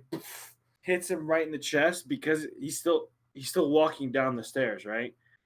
He's standing at the bottom of them, but yeah. Oh, okay. So he's standing at the bottom. Okay. So essentially, because he's maybe at an angle, we'll say, I want to make it so he has enough force where it like lifts him up and like shish kebabs him on one of the wooden beams sticking up. That's the plan. All right. That's He how I wanna flies play it. back and he is dead and shish kebabbed.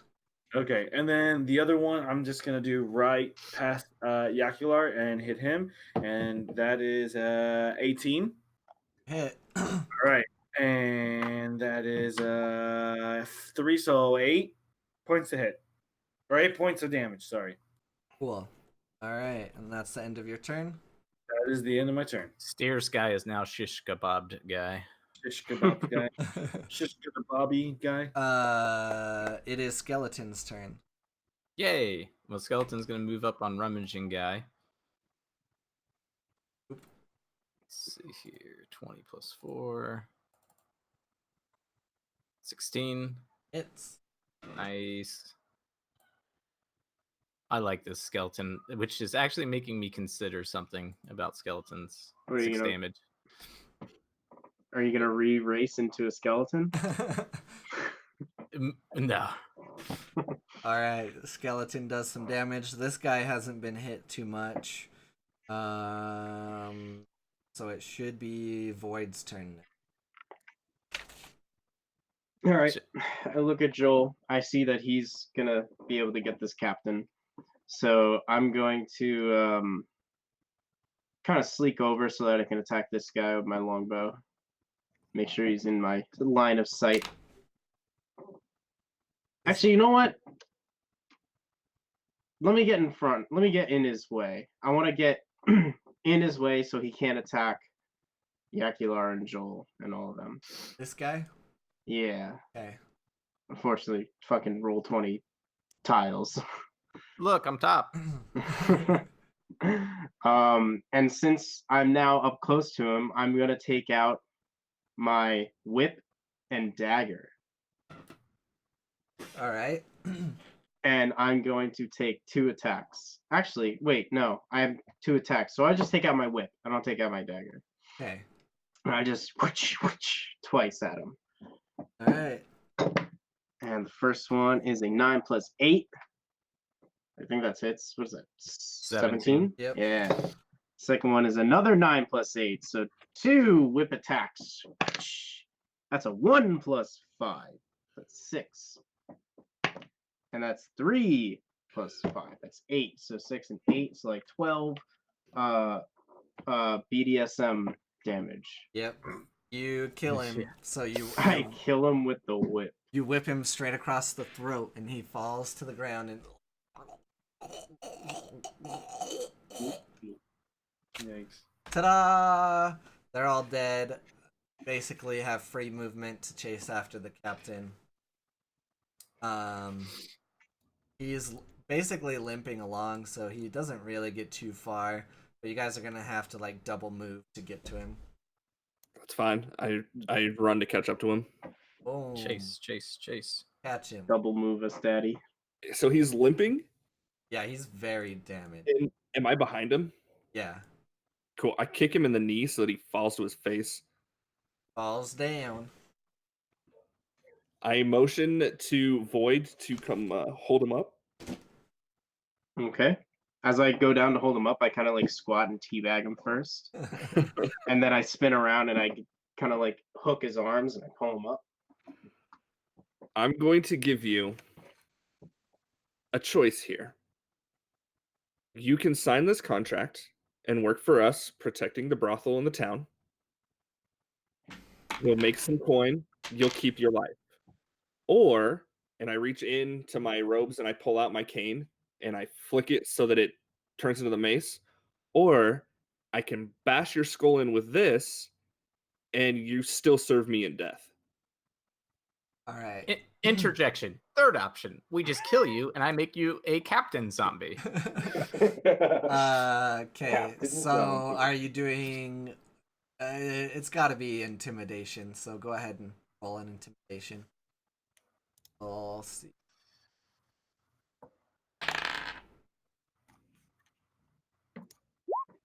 18. Ooh, Nice, good you roll. beat him.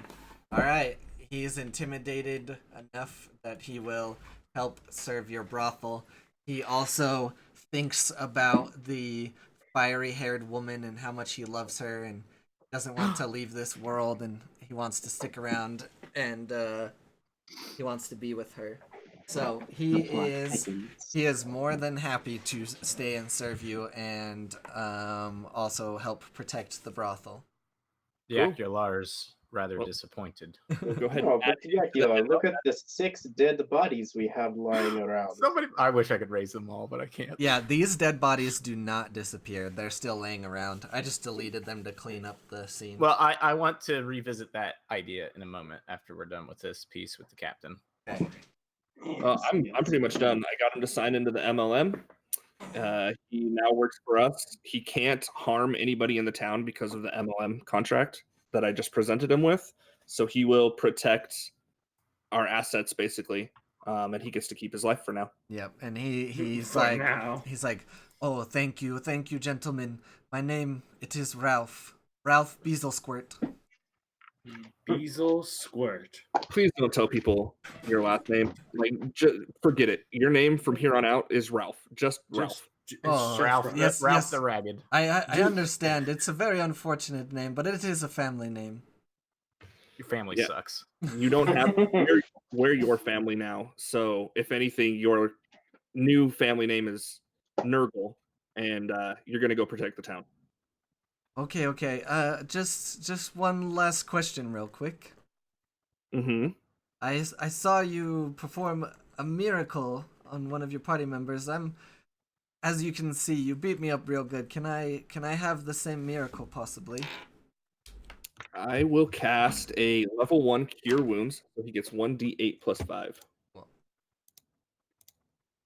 Plus 5. So he'll get 11 health back. Oh, Damn. that'll help him. He's like, okay, thank you, and he runs off pew, pew, to go help do what you guys want. Can I trip him on the way out? I mean, sure. He just Okay. takes it in stride and gets back up and dusts himself off and keeps running. Loser. But God, that was it. Just the trip. Huh. well, dun dun dun dun. There Well, I you mean, he's go. ours. It's not like I'm gonna fucking kill him. Okay, good point. He goes. You guys have free reign of this camp to search it or whatever, and that is the end of the session. Yes, I will search the camp. Yeah, I'll go ahead and search the camp as well. Yeah. So each of you that kind of look around, You find a bunch of shitty weapons, a bunch of shitty armor, and each of Like, you When you say shitty, what quality? like scimitars that are not really high quality, just basic leathers, not any plate or chain or anything like that. And Would they benefit our town though? Like with the state that our town's in, and they're just now hiring people. yeah, you guys could put them in an area to use for like your guards or different stuff. Yeah, Would so I'm- it benefit the undead army I we're was making? gonna say, yeah. I mean, you can Can I take what equip them at all? Does it do anything for them? Let's see. So I don't know how much I can outfit these guys or what I can do to them. the I think you can bandits. outfit the skeletons. I don't think the zombies you can do anything. The bandits just have basic leather armor. And the captain took everything that he had on him with him. So the camp is full of leather armor and scimitars and light crossbows. And each of you find like 10 gold pieces just laying somewhere. Like in a box, in a tent, like in the carriage, here and there. Now, my question was, so I can raise corpses and skeletons. So I'm guessing skeletons are bones that have been there for a while, or there's an item I have that I got from Meg, which is unending vial of acid. Could I use that on one of the corpses and let them become a skeleton faster? So when I re-raise minions next time, I can ditch one of my zombies and have 2 skeletons? I'll allow it based on Okay. the item from Meg. Okay, so we'll do that next time we come back, because I'll have to do long rest and raise people back anyway. So Yeah. I'll do that next time. Cool. We'll go through what happens after all this next time. But yeah, you have a decent amount of supplies in here to outfit like 8 different people with a scimitar and leather armor, a light crossbow if you want. I'm gonna run to the bathroom again real quick. Oh, me too. Anyone in dying. the chat has any questions or anything? We're about to wrap up, but thank you guys for watching, and I'll be right back. Cole is far too easy on us. Yes, he is. This is.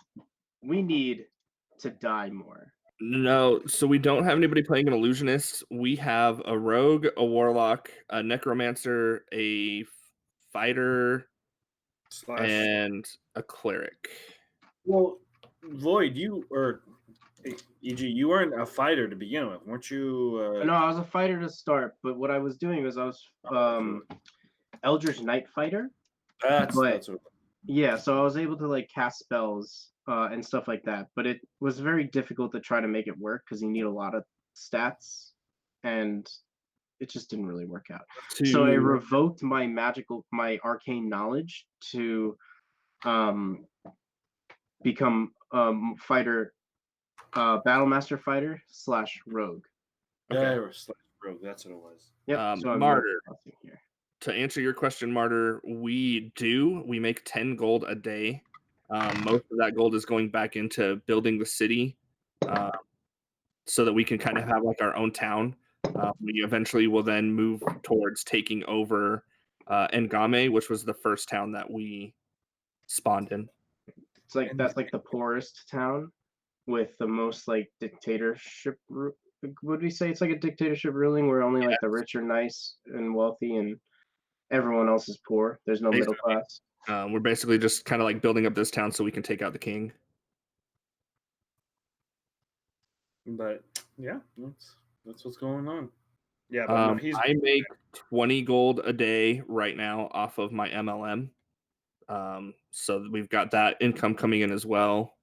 We now have, I'll have to look at the other page, but I think we have 10 people in the MLM now. So we're really pushing that multi-level marketing. If you guys like, I could whip together like a contract and link it in like the Discord and like Twitter, and then we can get people to sign that as well. Cole, are you back? Cole. Yeah, I can hear you now. What's up? You're so easy on us. I'm back. Well, I mean, it's just bandits, but yeah. But This fight was just hard to manage because this map didn't work out how I thought it would. I totally didn't even think about it already having grid spots, and then no, that's like the biggest issue.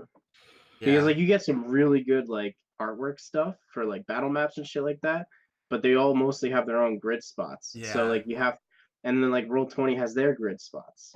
So it's like you just kind of gotta drop it on top of the other ones. Unless if you, I don't even know if you can expand it big enough to match the other grid spots. yeah. I think that's what I don't. It had to be pretty big, and I think you can change the grid. I don't know. I need to learn more about Roll20, but Yeah, I think you can get rid of the grid, but that's why I was basically just like whatever on the placement because I realized that it was snapping because if you look at it like these squares are much bigger than it was on the map and so it yep. threw it off. But a that's little why bit. like tokens usually fit inside these squares. Yeah. And like you can only make your guys bigger and smaller compared to their like half the square size or double the square size. Yeah. So it just usually doesn't work very well. But I'll remember that for next time because usually we don't do too much on maps and grids because I like to show you exactly what you're fighting instead of a token. But so our party does not have an illusionist. What's up, Dino? By the way, one of the cool things though is if you hover over, you should see a D&D Beyond extension, which will actually have each of the characters, and it'll tell you their statuses and what they're doing, and you can actually click on each one and see their character sheets. So it's super cool. And yeah, they're making some good money from the brothel. They killed a couple of the clientele, but they'll build that back up, I'm sure. Oh yeah, do we want to end by going back and taking a long rest? Yep. We'll take the supplies back as well so that the town can use them. Well, I'm gonna dump some acid on one of these bodies. Oh, you can have all the Well, we bodies. can just cure. round up the bodies and like put them somewhere safely in there, or So I can drag come them back with them. So what? Yeah. Let's do this. Let's take the supplies back to the town. The house that Yakular did his ritual in, that is now Yakular's house. We will store his bodies in that house. It has no Nice. roof. That's fine. It has a basement.